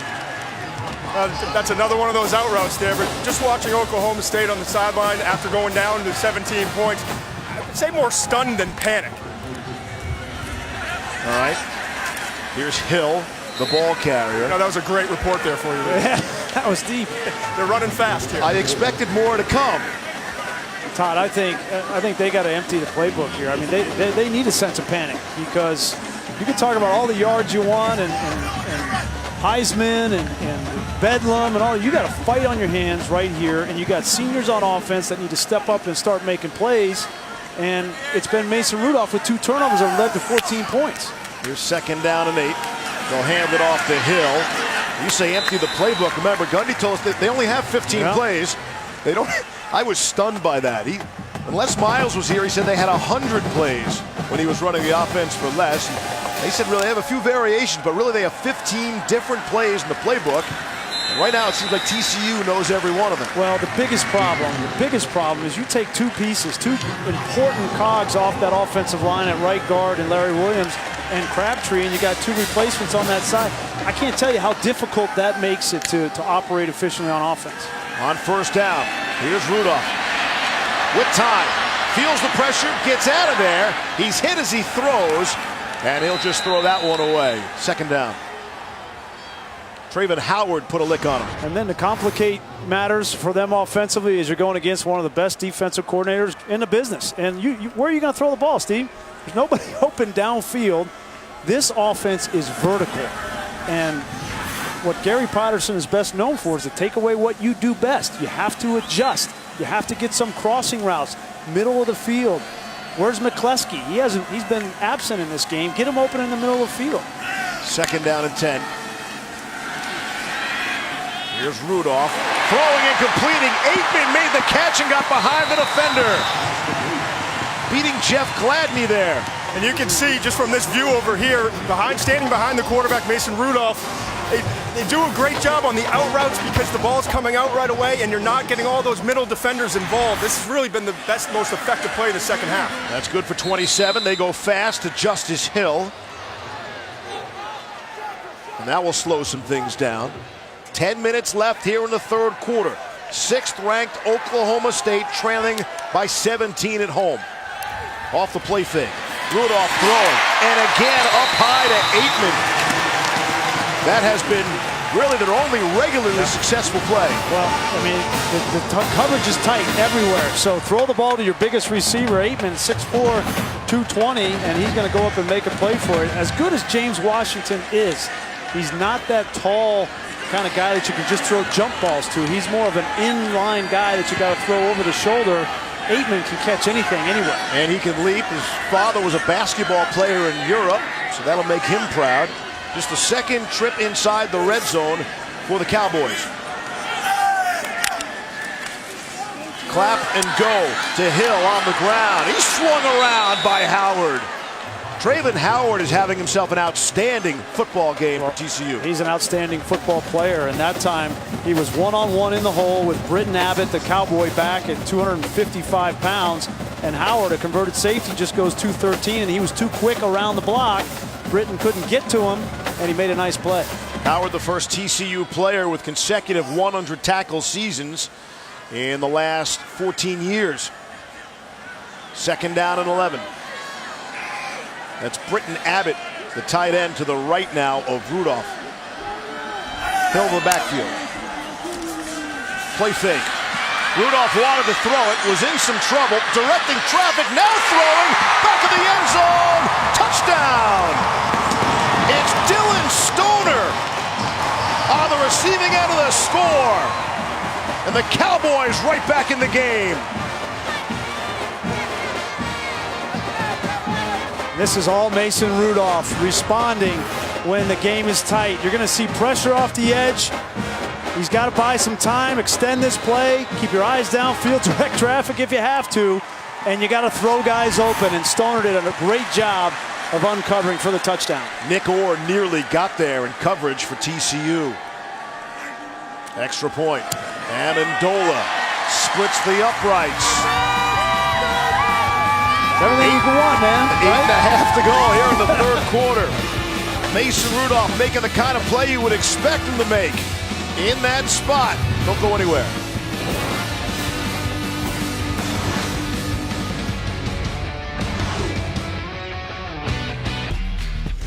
ESPN College Football, brought to you by Buick, proud partner of the NCAA, and Burger King. Check out the bold taste of the crispy buffalo chicken melt with crispy chicken and tangy buffalo sauce. Hey, good on you, Sarah Clark and Terrence Larimer. They got married on the Cowboys practice field earlier today. They had their wedding reception during their usual home game tailgate. Big fans of the Cowboys, and we're big fans of this couple today. Congratulations on getting married here earlier this morning. Very cool. Good luck. Wish you the best. Not where I would have done it, but practice field. I don't have great memories of practice field. 50-yard line of the game of the stadium was taken.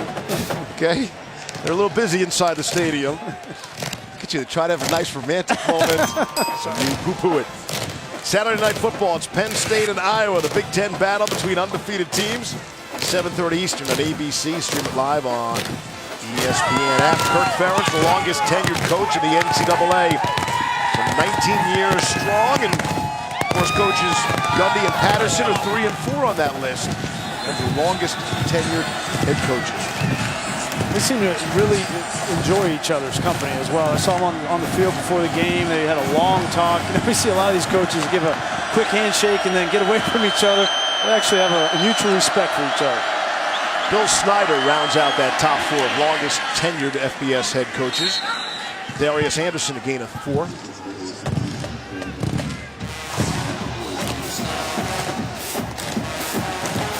Second down and 6.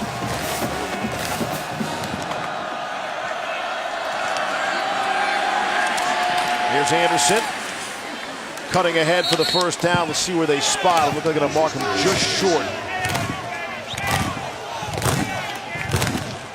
TCU's offensive line is doing a great job today. They've been a big difference in terms of the success they've had offensively. They average 312 pounds of pop across the board. 4 seniors on the offensive line. A new coach this year, offensive line coach Chris Thompson. And they think it's the most improved unit that they have on this football team. It's shown today. Yeah, Todd Thompson came from Arizona State. He was there for 3 years. He was with Sonny Cumbie at Texas Tech, so they're familiar with each other.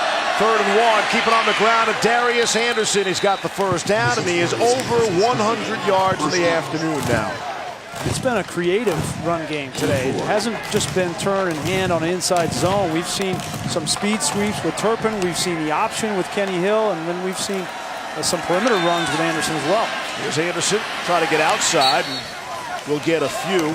There is a developing pattern for TCU under Coach Patterson. Back in 2004, they were 5 and 6. The next year, bounced back nicely, 11 and 1. 2013, dropped down to 4 and 8, bounced back to 12 and 1 the next year. 2014, remember they were ranked 3rd in the country, beat Iowa State by 52, somehow fell to 6th. Last year, 6 and 7 off year. And see if they bounce back. They're a perfect 3-0, and this would be a signature-type victory here today. Could they hang on to this lead and go to 4-0 in the Big 12 opener? Under pressure.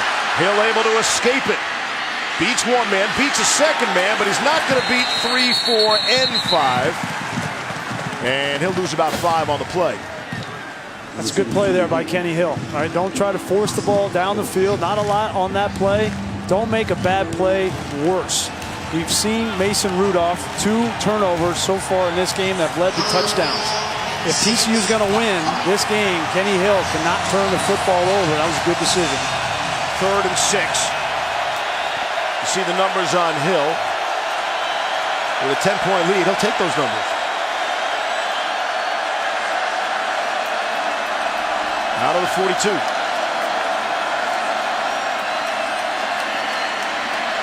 Again, good pocket for him. Over across the middle, it's Jalen Austin, his first catch, and he's got plenty of running room.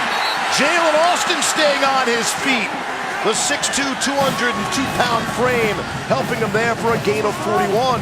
That's big time. Look at Kenny Hill point out the blitz over here. He sees him coming from over here, and you're going to see the tackle pop out. He knows he's protected. Then he stands in there and fires a strike. That's big-time quarterback play right there, managing protections and making first downs. On 1st down and 10, it's Olanalua. He's down to the 5-yard line. And it looks like TCU, and Todd touched on this, the offensive line, they are imposing their will against the 6th-ranked Cowboys. Well, look at Oklahoma State defensively. You got hands on hips. They played 48 snaps in the first half. And you can rotate. You can try to do all that kind of stuff, but now they're up over 60 snaps in the game, and they're gassed. Here's 1st and goal.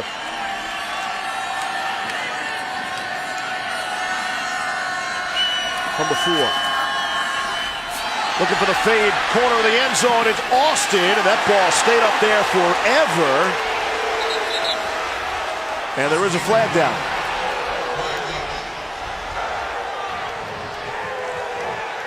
Pass interference, defense, number 4.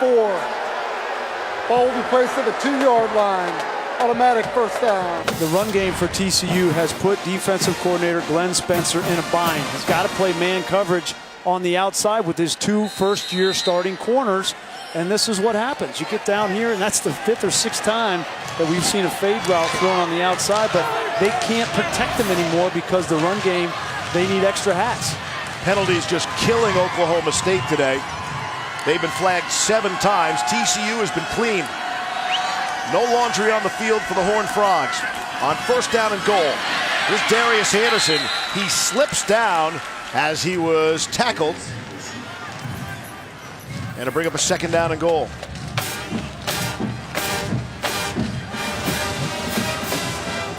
TCU's going to bring the big fellas in. They bring in an extra offensive lineman. You see 44 in the huddle. That's actually a guard. Now he's going to line up. That's Garrett Altman. He's going to line up as a tight end. Expect some power here out of the Wildcat. No name on the back of the jersey when Altman wears 44.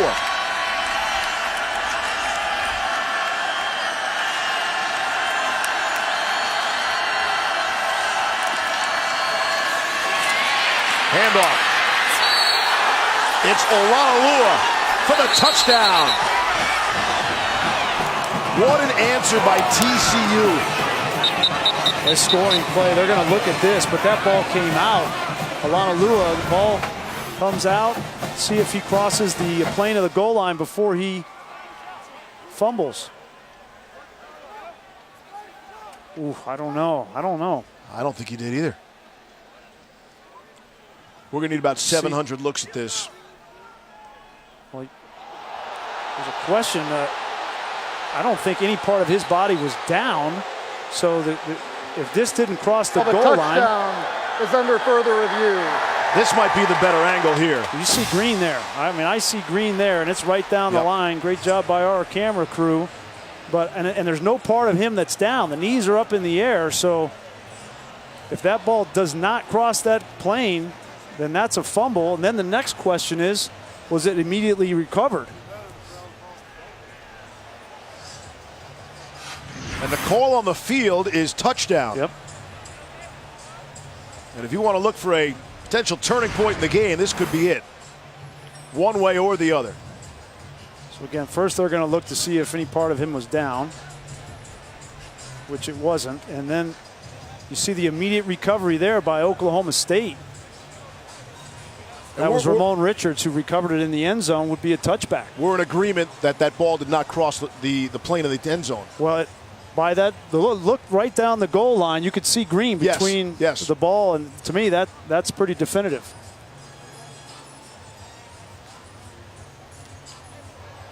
And a clear recovery by Ramon Richards there. Wow, what a big play that would be for Oklahoma State. Right now, the scoreboard says 33-17. Whoa.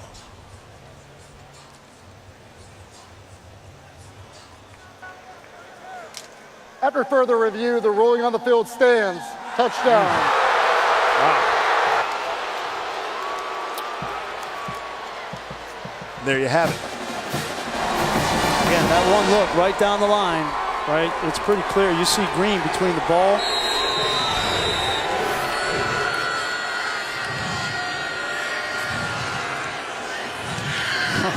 I'm with you.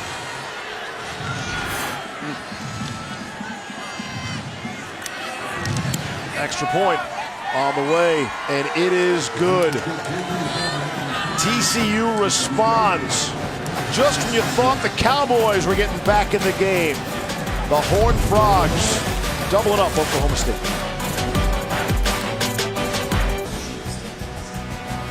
TCU leading Oklahoma State 34-17 here in the third quarter as we continue Dr. Pepper's championship drive game of the week. And this has to be a surprise, this score at this point in the game. Everyone expected TCU to play a good game here. I'm not sure many people thought they would be able to win and certainly not keep them to 17 points here with 4.5 left in the third quarter. Well, remember, Oklahoma State's been in this situation before. Those Cowboy fans remember last year at Iowa State. They were down 17 in the second half and came back and won that game 38-31. So they're in that same boat right now. But that last drive was really something. The response to the Oklahoma State touchdown by TCU. It's time now for the Affleck trivia question. TCU has been ranked #1 in total defense 5 times. Which is the only team with more? Huh. That's a good one. Well, first one that comes to mind is Alabama. That would be my guess. I have the hot card. Can we make the questions a little tougher down there, guys? Like if I know the answer, if I know the answer, chances are we should pick a more difficult question. We'll circle back next week. It's Alabama. I'll let that Don't one go. give it away. Oh, by the way, it's Alabama. Isn't Alabama the answer to everything? Here's Rudolph across the middle, able to complete and hook up with McCleskey, who was spun around, took a big hit, stayed on his feet, gain of 21. Well, in the break, I asked Todd what happened to Jalen McCleskey, whether he was hurt or something, because he hasn't been a part of this second half. And now he's back on the field. Obviously, I felt like he was one of the best playmakers they had. 3 touchdowns a week ago against Pitt, and he owns the middle of the field. They got to get him going here in the fourth quarter. He's caught a pass now in 26 consecutive games. Did have the career-high 162 yards receiving last week in addition to those 3 touchdowns. Rudolph is going to be dropped by L.J. Collier, the junior from Monday, Texas. Well, they know they have a problem up here with the right side of this offensive line, so they're trying to help out. That's Britton Abbott, the Cowboy back, trying to help, but you end up with a fullback basically on a defensive end. That's bad play design. You can't hold the ball when you know you got a running back trying to block an end. Loss of 8, 3rd sack on the afternoon by the Horned Frogs. 3rd and 16.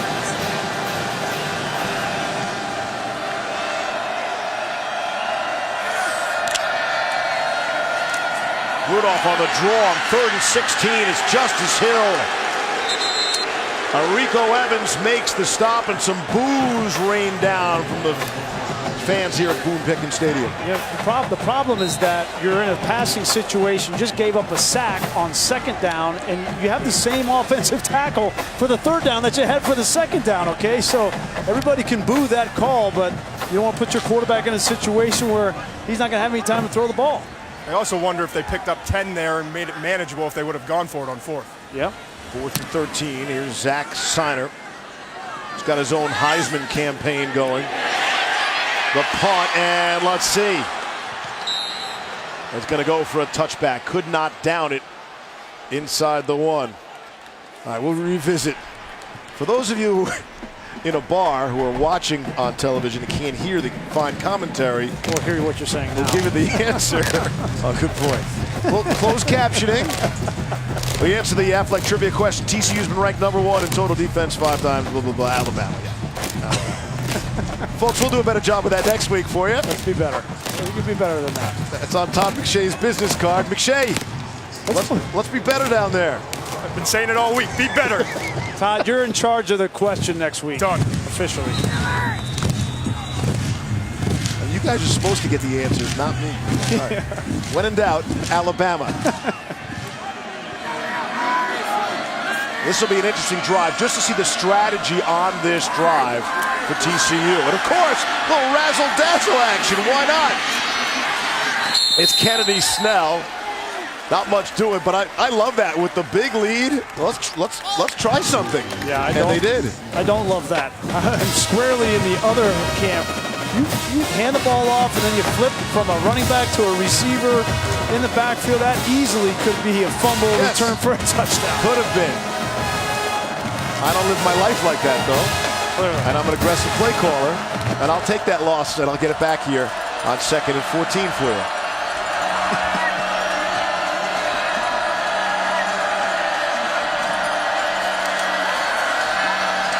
Here's Kenny Hill in some trouble, trying to get out of it. And he'll get about 3 yards back or so, bring up a 3rd down and long. And that sets up the defensive line. Knowing that there was a loss on 1st down, you could tell they were rushing right away, able to get some initial penetration and then clean it up with the sack. Todd, I would bring the house here if I'm Glenn Spencer, right? This defense has preyed on getting takeaways. They have scored a defensive touchdown in each of the first 3 games in this season. How good would it be for them to get one right here?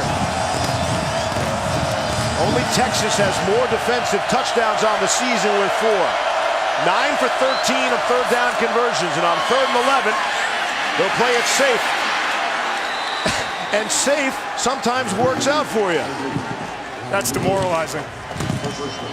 It's a great block by the receiver, Rager, a true freshman. Your seal will come from the right side of your screen, and he gets the seal block on the safety, Trey Flowers. That's Flowers' play to make. He wasn't there in time, got blocked, gives up a big 1st down. Olanolua picks up 13. Shewo Olanolua. He's been one of the stars for that TCU offense here today. He remains in the game on 1st down and 10, some breathing room and more clock ticking away. Here's Hill to throw. Able to complete to Diarche, running across the middle. He's across midfield, the big gain for Kenny Hill. I'm standing behind Kenny Hill and got the same vantage point that he had on that. You know, he's not a very tall quarterback. Great job of getting the ball up over his bigger offensive line in the hands of the defensive lineman. Really didn't have much of a window to see that throw, but he trusted it and put it right on the money. This is Kenny Hill's last opportunity to show someone, this being his senior season, not necessarily today, but in this kind of spot, that he can play in a big-time game. I think he understands that, and certainly his coaching staff, they understand as well. On 1st down and 10, Hill showing the legs, ball out. See if they say he was down. Either way, it was recovered by his teammate Jalen Rager. And he'll have 1st down yardage and probably the last play of the 3rd quarter. Yeah, that ball definitely Ball's out. Yeah, heads up play there by Rager, back to back. He makes a big block for the 1st down on 3rd down, and then heads up play as a true freshman. The final play of the 3rd quarter is good for 18 yards. You're watching college football on ESPN, presented by PlayStation View.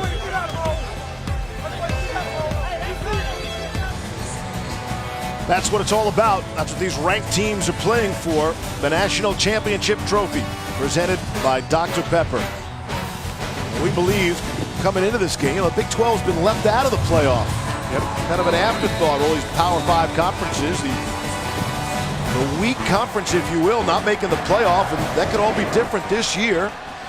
And a big part of that is the strength of these 2 schools here today, and of course, Oklahoma as well. Well, we thought coming in, Oklahoma State, I mean, who couldn't think that way? They have steamrolled their schedule, but we're finding out today, when you get some adversity, Mike Gundy knows this, that those 3 games were too easy at the start of the year. Pitt was not good defensively. And they've got a fight on their hands here. TCU has come in, and they have taken it to them in all phases. Up by 17 and looking for more. Here's Hill. There was a holding penalty. A clear-cut holding penalty on Lucas Niang. 77. Holding. Offense number 77. 10-yard penalty. Second down. That's the first penalty to go against TCU all afternoon. It's been a well-played game from TCU. I mean, to have no penalties through 3 quarters in this kind of game on the road.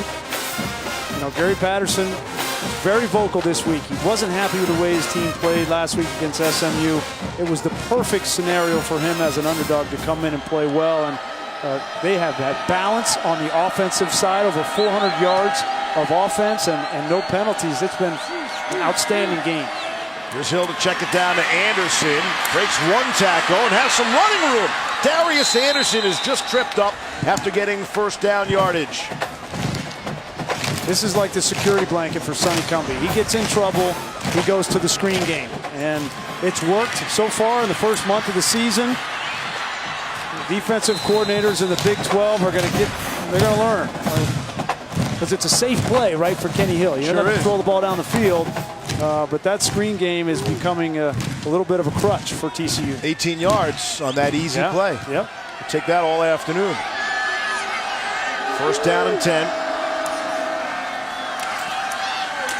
It's Anderson again on the ground.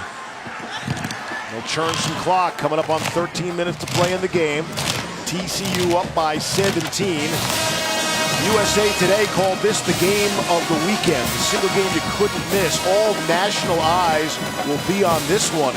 So what are people around the country thinking when they see this? I don't think that this is going to catch many people by surprise, okay? Gary Patterson's a heck of a football coach, and yeah, they weren't very good last year. They had a losing record, but anybody that's surprised by the way TCU has played doesn't know Gary Patterson. Here's Anderson, already at his career-high mark. Give him 2 more yards on that play. And you can just feel TCU sucking the life out of this game. You know? No more hurry up. No more hurry up, right? I mean, take as much time as you can. They're being more physical. Niang is starting to road grade people at the right tackle position. Look at it right here, number 77. Watch this block. That is the definition of pancake. It's an attitude right now, and Oklahoma State's got to dig deep and find something. 3rd down and 7.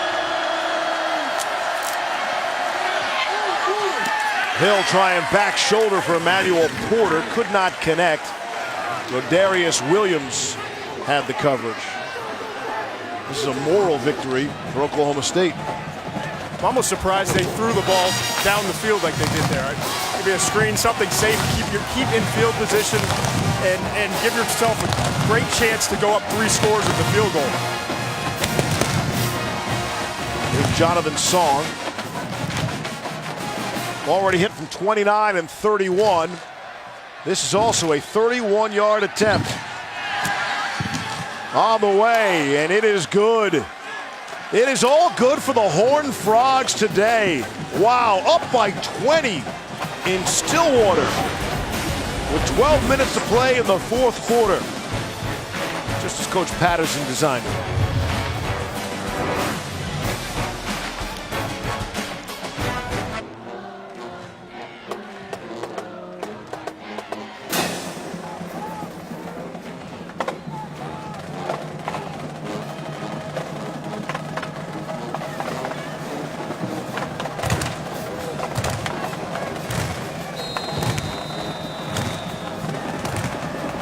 And thank you. We saw Boston College last week. Did you think they give Clemson a hard time in Death Valley today? I think Clemson may be sleepwalking through that one.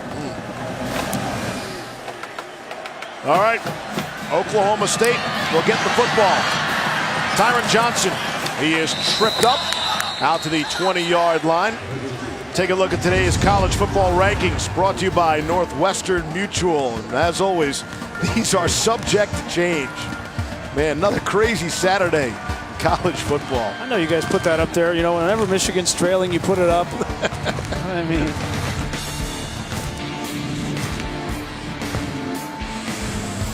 Wilton Spate got hurt today in that game. Well, there's three teams. Oklahoma State obviously losing here. Michigan's losing, and SC's tied. Penn State's going on the road. It could be a lot of shakeups. Cowboys have not started a drive outside their own 25. This is their 9th possession. Able to complete the James Washington first down yardage. I guess it's worth pointing out the Cowboys do have all 3 timeouts. Well, they rose up. Mason Rudolph, it was all him on the last drive, went down and got a touchdown. The problem is they couldn't stop anybody. Now they need to do it again. Dylan Stoner could not hang on. The only previous time they went to Stoner was that last touchdown. He thought the Cowboys were coming on. Well, the challenge here is everybody knows in the stadium that you're throwing the ball. Gary Patterson knows you're throwing the ball, and you got to throw it quick. You can't hold it because your right side of your offensive line is getting manhandled, and here's Bonagou ready to come at you again. 2nd down and 10. Off the play fake. Not sure who that's faking. Rudolph throwing down the middle to McCleskey and led him too far. Nico Small had the coverage. Why play action? Who are you fooling at this point in the game? That's more for the protection than anything. Okay, right? You're not freezing any linebackers at that point anymore. No, they wanted to turn the offensive line over to Bonagou and double team him, so that was the best way to do it. That was the same play that McCleskey last week scored 3 touchdowns against Pitt, and it was played really well by Nico Small. Mason Rudolph just 14 of 27 for 265 yards, 2 touchdowns, and the 1 interception. He also was sacked and fumbled, leading to another turnover. And that's about the same kind of stats that he had in last year's game against TCU and this Gary Patterson defense. So clearly Gary Patterson's been the nemesis for Rudolph in the last couple of years. Kryptonite, if you will. 3rd and 10. Rudolph across the middle. Has first down yardage to Washington on the forward progress. And he'll get up and go quickly. There's going to be double teams. You know, James Washington's going to have double teams. You know what? Doesn't matter. If you're a great player, I'm going to throw you the ball. You got to make the play.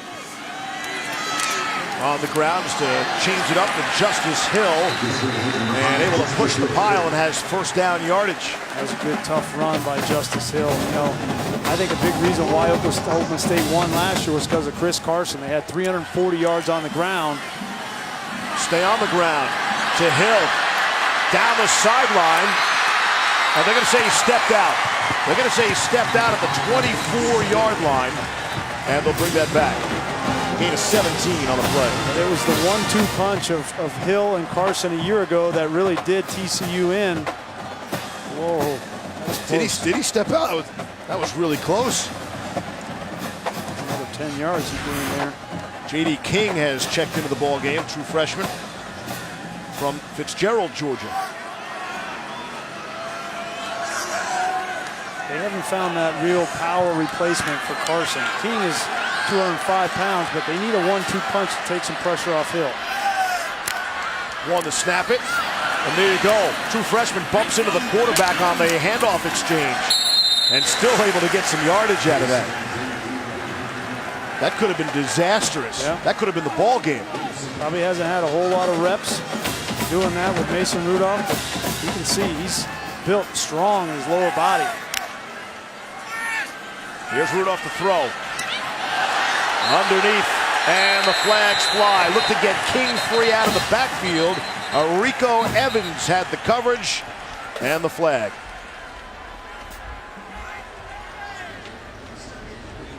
I like what I've seen here from Mason Rudolph in the last 2 drives. He's not going in the tank. He's not panicking. He's running the offense, giving his receivers and backs a chance to make plays. Still in this game. I know it's a 20-point game, but there is plenty of time left on the clock, and with the explosive nature that they have on offense, this game is far from over.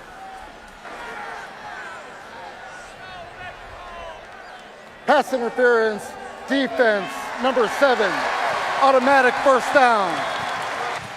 Be hard to argue with that call. For Oklahoma State, you have, however, eaten up any room for error. You must score touchdowns on each of the next 3 drives and hold TCU from scoring.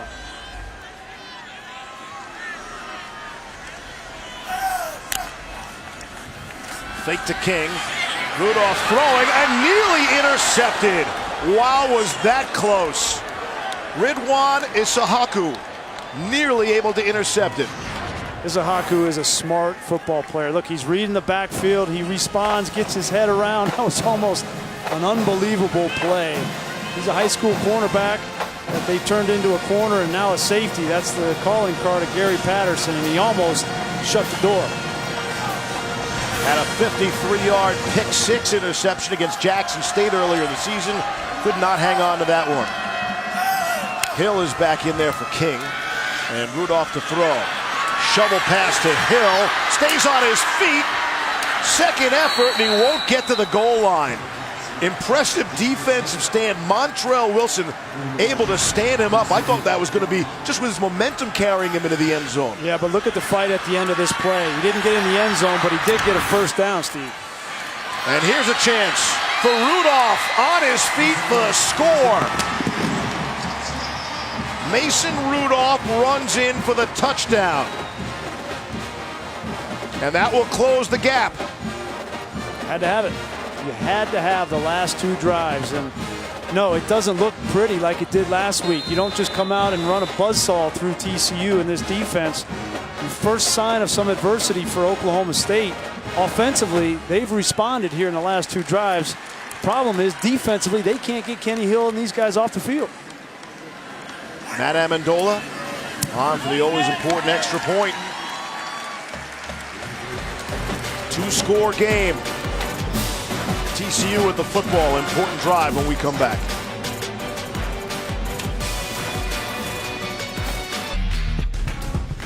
ESPN College Football is presented by PlayStation Vue. Watch the biggest moments in sports. Try it free today.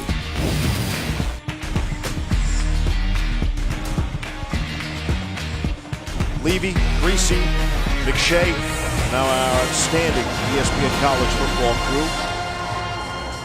We think we got a fantastic finish coming for you. Cowboys trailing by 13. They run 10 plays, a 79-yard drive, only take 2 minutes and 20 seconds off the clock, and that is significant. Cowboys still have all 3 timeouts. This next drive for TCU will be significant. Even if they don't score, it will be significant.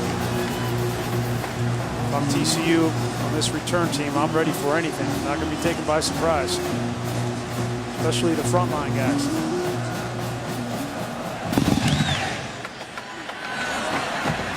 In the air, it's a short kick. It's Turpin, who is always explosive from his 15. Trying to spin out of trouble. Can't do it. TCU with the football. Adnan Virk with the microphone.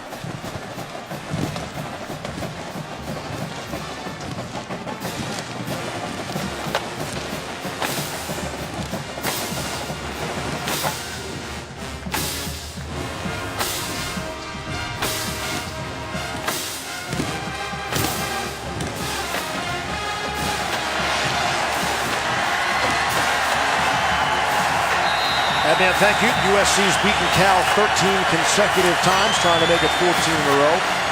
TCU, no 3-and-outs, not a single time today. And officially, they haven't even punted once today. And before the snap, there's a flag. Ball start, offense, number 68. 5-yard penalty, first down. That's the first time this crowd has been in the game in the second half. And they know that this is a huge drive. And when they have an effect on a game like that, or on a penalty like that, you're sure the next snap they're going to be even louder. Joseph Noteboom, the left tackle move. See what TCU has done with the football. 8 full possessions, 4 touchdowns, 3 field goals, and the 1 interception. Again, no 3-and-outs and officially no punts. Here's Darius Anderson, who has been carrying the mail all afternoon for the Horned Frogs. He gets 4. The clock melts under 10. If I'm Glenn Spencer, defensive coordinator for Oklahoma State, I am going to go after the run game. You cannot allow Anderson to get going in this situation.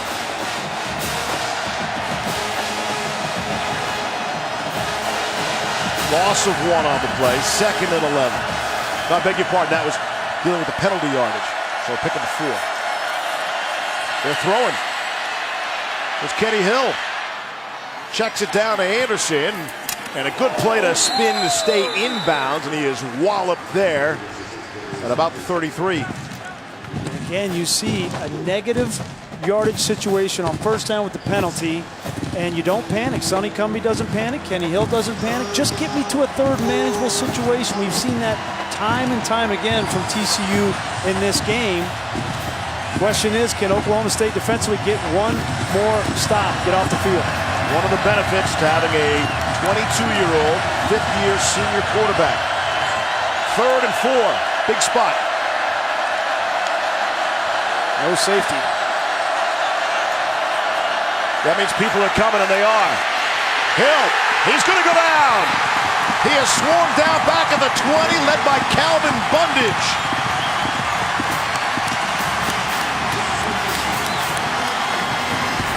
Josie Akeem is there as well. See no safety back there. Both linebackers come, and no boom goes down, and that's the stop that Glenn Spencer needed. That is the momentum that Mason Rudolph and this offense needed. Now you get TCU's defense right back on the field. First sack by Oklahoma State today, and the first 3 and out by the TCU offense. And officially their first punt. Bouncing ball. Taking a TCU bounce. So here we go. Oklahoma State will start at their own 33-yard line after a punt of 46 yards. Trailing by 13, 7.5 to go.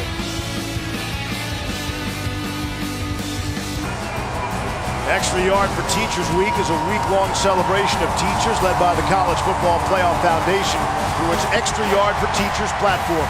Visit the College Football Playoff Foundation website at www.cfp-foundation.org to learn more about Extra Yard for Teachers Week and see how you can get involved. We ask you to get involved. Do something nice for a teacher today. We need them. Here's Rudolph. Throw it. Incomplete. And a flag comes late. Looking to hit Marcel Aitman. And the flag from the defensive backfield.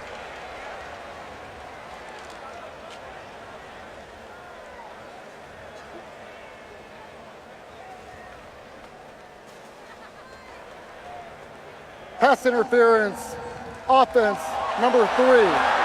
15-yard penalty. It's first down. Didn't see that coming. No. Neither did Aitman. His reaction. Only thing I can think of is sometimes these receivers get out of control and then they run into the defender, and the official will give them the benefit of the doubt to the guy that's in control. Defender has a right to that real estate as well. So how about first down and 25 for Mason Rudolph? To throw. Plenty of time. Rudolph on the run. And now he'll just throw it away. We had a fascinating discussion during the commercial break in terms of the strategy. Rudolph's got to pass it here. 7 minutes left, down 13. Do you pressure Mason Rudolph, or you go back and sit in coverage? I don't think you need to pressure him because of the offensive line. The right side of the offensive line has given up pressure all game, and you put Banugu over there, number 15, who's lined up there now, and you're going to get that pressure without having to blitz and putting your corners on an island. It was an interesting conversation when it was 1st and 10, not 2nd and 25. So that changed the circumstances a little bit. Here's Rudolph under pressure. Able to fight off one defender and throw on the run and complete to Dylan Stoner. Mason Rudolph gives you a little Big Ben there, shrugging off a would-be sacker for a gain of 13. Yeah, there's Banugu. He goes right around, and I mean, give credit to Tevin Jenkins. He's doing his best he can. Here's 3rd and 12. In all sorts of trouble, and he'll throw it into the turf. And there's the flag. Oklahoma State tried to snap that ball quick where TCU had 12 guys on the field, and Gary Patterson saw it. He tried to call a timeout. And we'll see if they give him the timeout.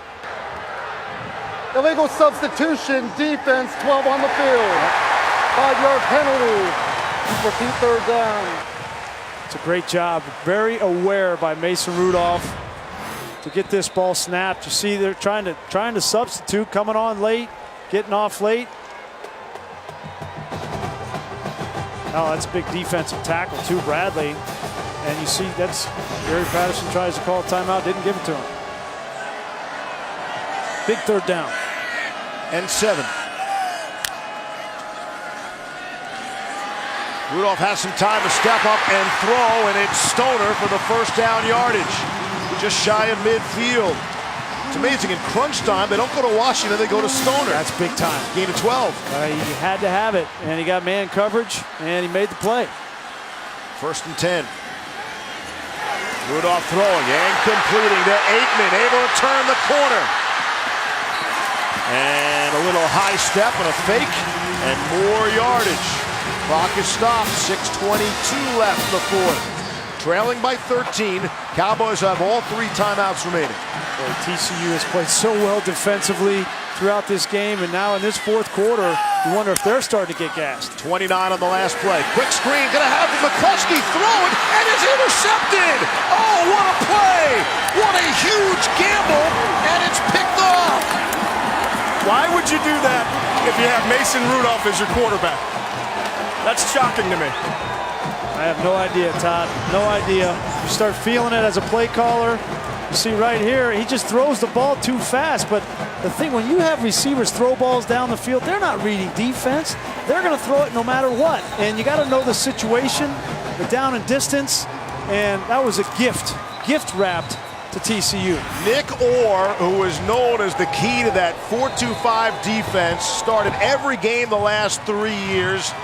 His coaches trust him more than anyone else on that defensive unit. He was able to make that play and intercept Jalen McCluskey. Wow, what a gamble, what a risk. And it backfires against the Cowboys.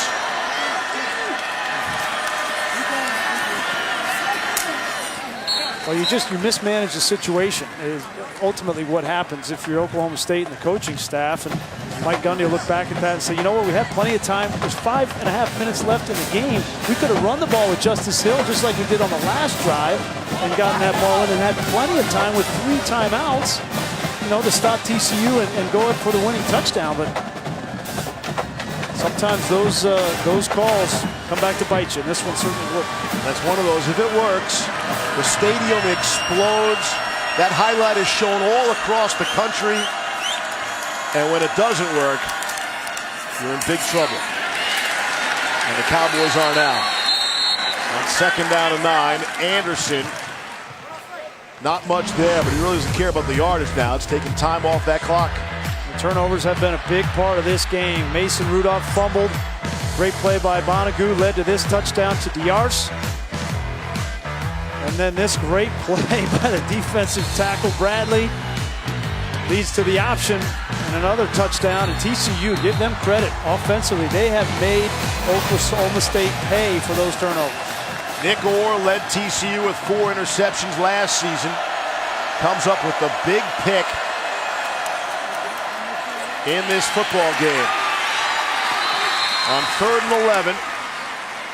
Short gain. I think about taking a timeout here, for Oklahoma State. And there's the first. 4:35 left. Bad as that decision was, yes, to throw that ball, yes, they still got a chance here with 2 timeouts.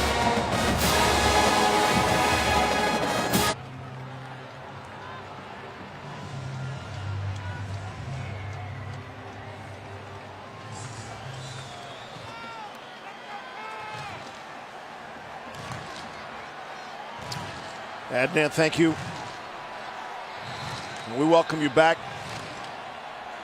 with Adam Nunez set to punt.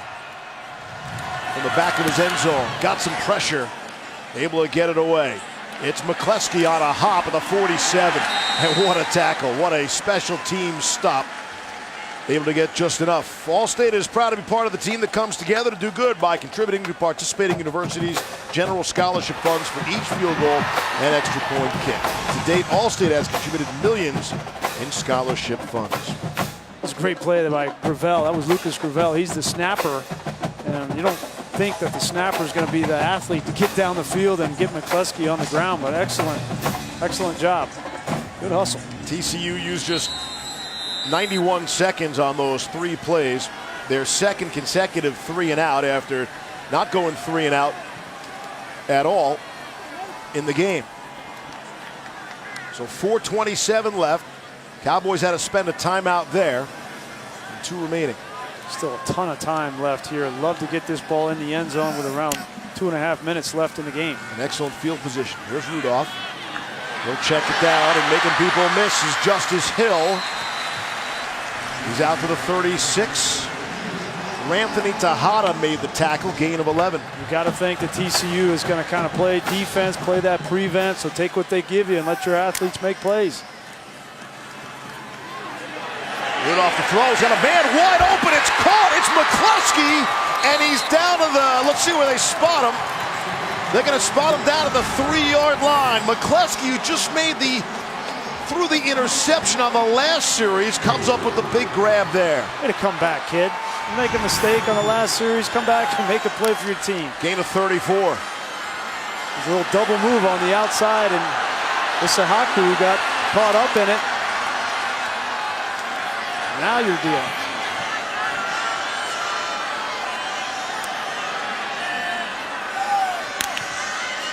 First and goal. Rudolph to throw.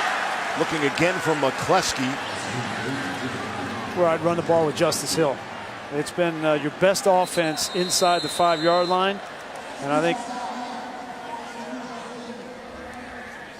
think that Oklahoma State feels the same way. They're going to bring the big backs in to run the football.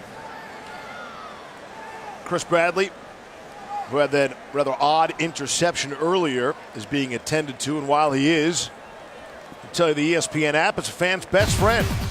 Stream live games, shows, highlights, and podcasts. Get access to live scores and news from anywhere. Download the ESPN app now. Think of it like living with Adnan Virk.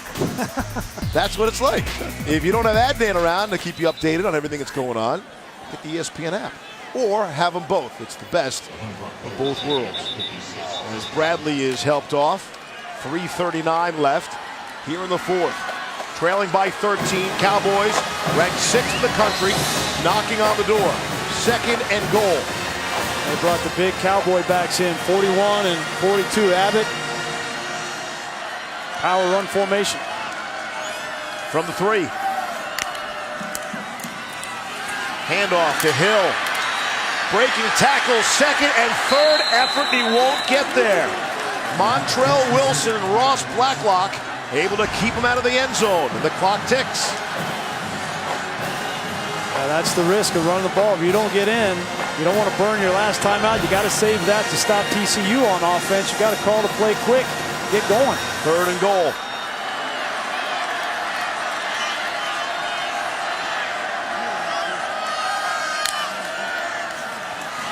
Again, it's Hill. This time he gets there. Touchdown, Justice Hill. And it's a 1-score game with 3:03 left. Boy, we talked about one team coming into this game had faced some adversity, and that was TCU. They were down last week 13 to SMU. They were in a dogfight with Arkansas. We didn't know how Oklahoma State was going to respond to adversity. They were down 20 at one point in the second half, and now they're back in a position, striking distance, if they can get stopped. 5 plays, 48 yards. Only took 1 minute and 24 seconds. Jalen McCluskey threw an interception. Could have been the game ender. Then makes the big catch down to set up a touchdown. We've got a ball game.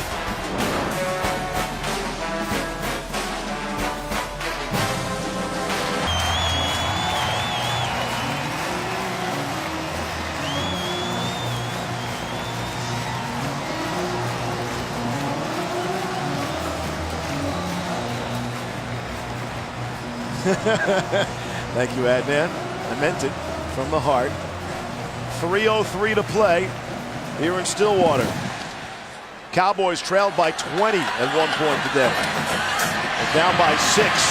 Here's Turpin, the TCU, down the sideline.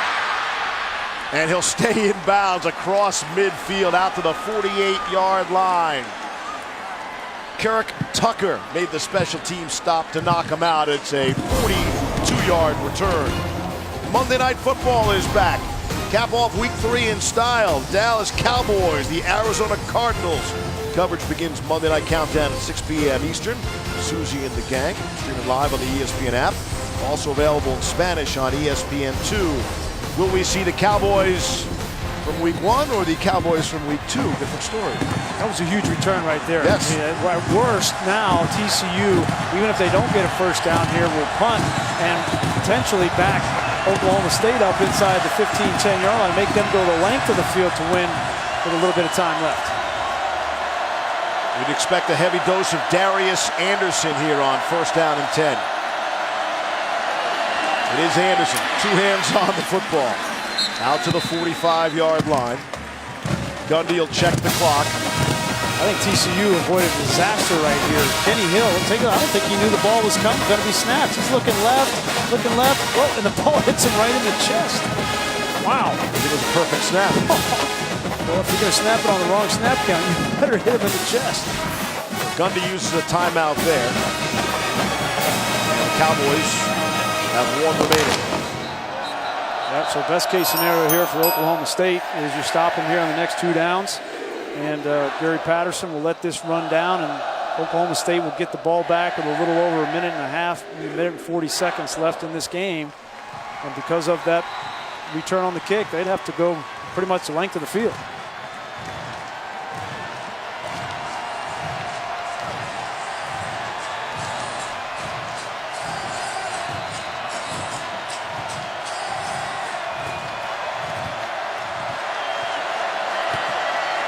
Second and 6.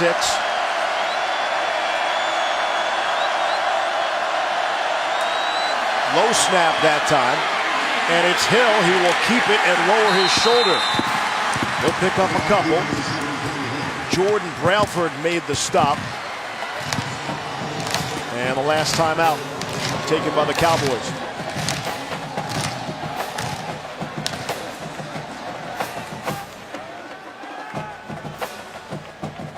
.245 left. Cowboys out of timeouts. Here's how they got back in the game. Again, trailing by 20 at one point. Yeah, and they had to let it all hang out. And Mason Rudolph had to create and make plays. Great throw to Stoner.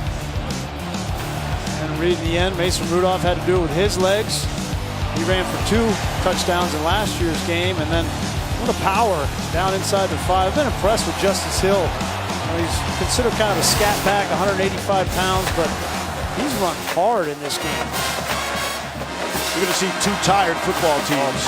Lots of snaps out there, and the game temperature being about 92 degrees here in Stillwater, wearing some people out. You said it earlier, they can rotate as many guys as you want on defense. You're still going to feel it. It's been a really well-played game. I mean, the way that TCU played through 3 quarters, no penalties, balance on offense, and the fight that Oklahoma State has showed here in the second half. Both teams really played their hearts out.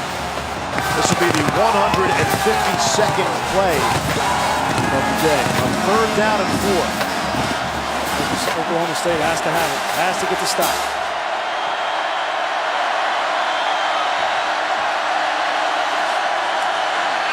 Keep it on the ground, and Darius Anderson up the middle. Got the first down and a touchdown. And that will seal the deal. Darius Anderson for the touchdown. His 3rd of the afternoon. Oklahoma State had to sell out to stop the run. There was no safety left. And as soon as Anderson made the cutback and got to the second level, there was nobody left. And there might not be anybody left in the stadium soon. That has silenced those who have remained. 26 carries, 160 yards for Darius Anderson. Career highs in both categories. The sophomore from Rosenberg, Texas. See, there's no safety back there, and they're just looking at Bundage, number 1. And they're reading off of him. What a great game plan TCU had coming in. Sonny Cumbie, give him some credit. They ran the ball with effectiveness in this game, and give Gary Patterson credit. Without that defense, first 3 quarters really stymieing Mason Rudolph, the turnovers, they came in with the perfect recipe, and we knew Gary Patterson coming in was going to have his team ready to play. The underdog, he plays it up better than anybody. And now they're going to get in a bye week after this game. Yes. Get a little bit healthy and go into the rest of their season undefeated. They've got West Virginia next, which will be a great game. But what a play. What a game they played today. Outstanding.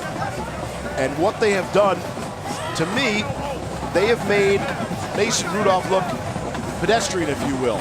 You know, you expected the Heisman Trophy hype in the campaign and throwing it all over the yard, which is what we have seen the first 3 games, and not the case today against this TCU defense. Yeah, and Mason Rudolph, he didn't have all the pieces on offense, especially that offensive line, so he didn't have all the time that he has normally had to throw the ball down the field. But you know what? You got to overcome those things. You're a great player. You got to overcome, and they weren't able to do it today.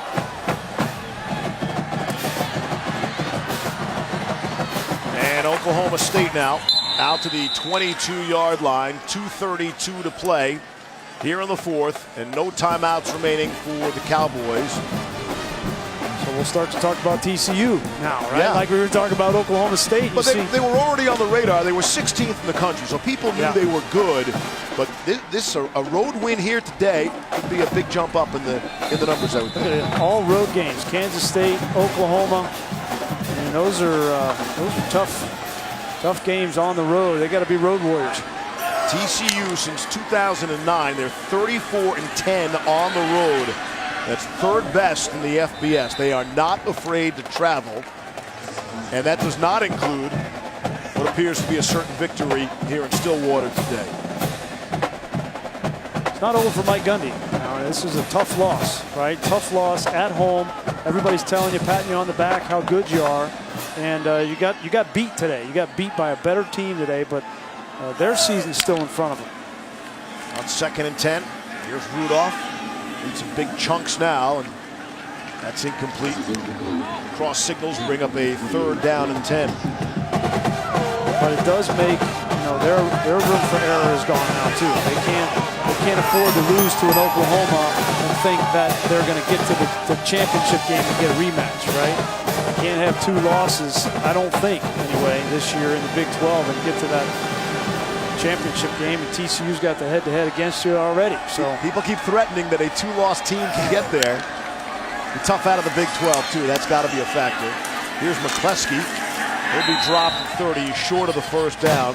TCU, as a member of the Big 12, they had been winless here in Stillwater. They had been 0-3. Their last win here, you have to go back to 1991. The last time the Horned Frogs won a football game here against the Cowboys. Here's Rudolph, hit as he throws, ball is juggled, and I think intercepted. Could that have been another big fella with another, give it to Bradley, another interception?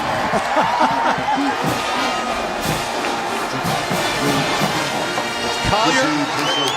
LJ Collier comes up with the football. You get a couple of defensive linemen with interception. Yeah. How about that D-line room this week? Right? They'll be telling their kids about that. 4th turnover of the game. Great pressure from Oklahoma Ennis State. Gaines.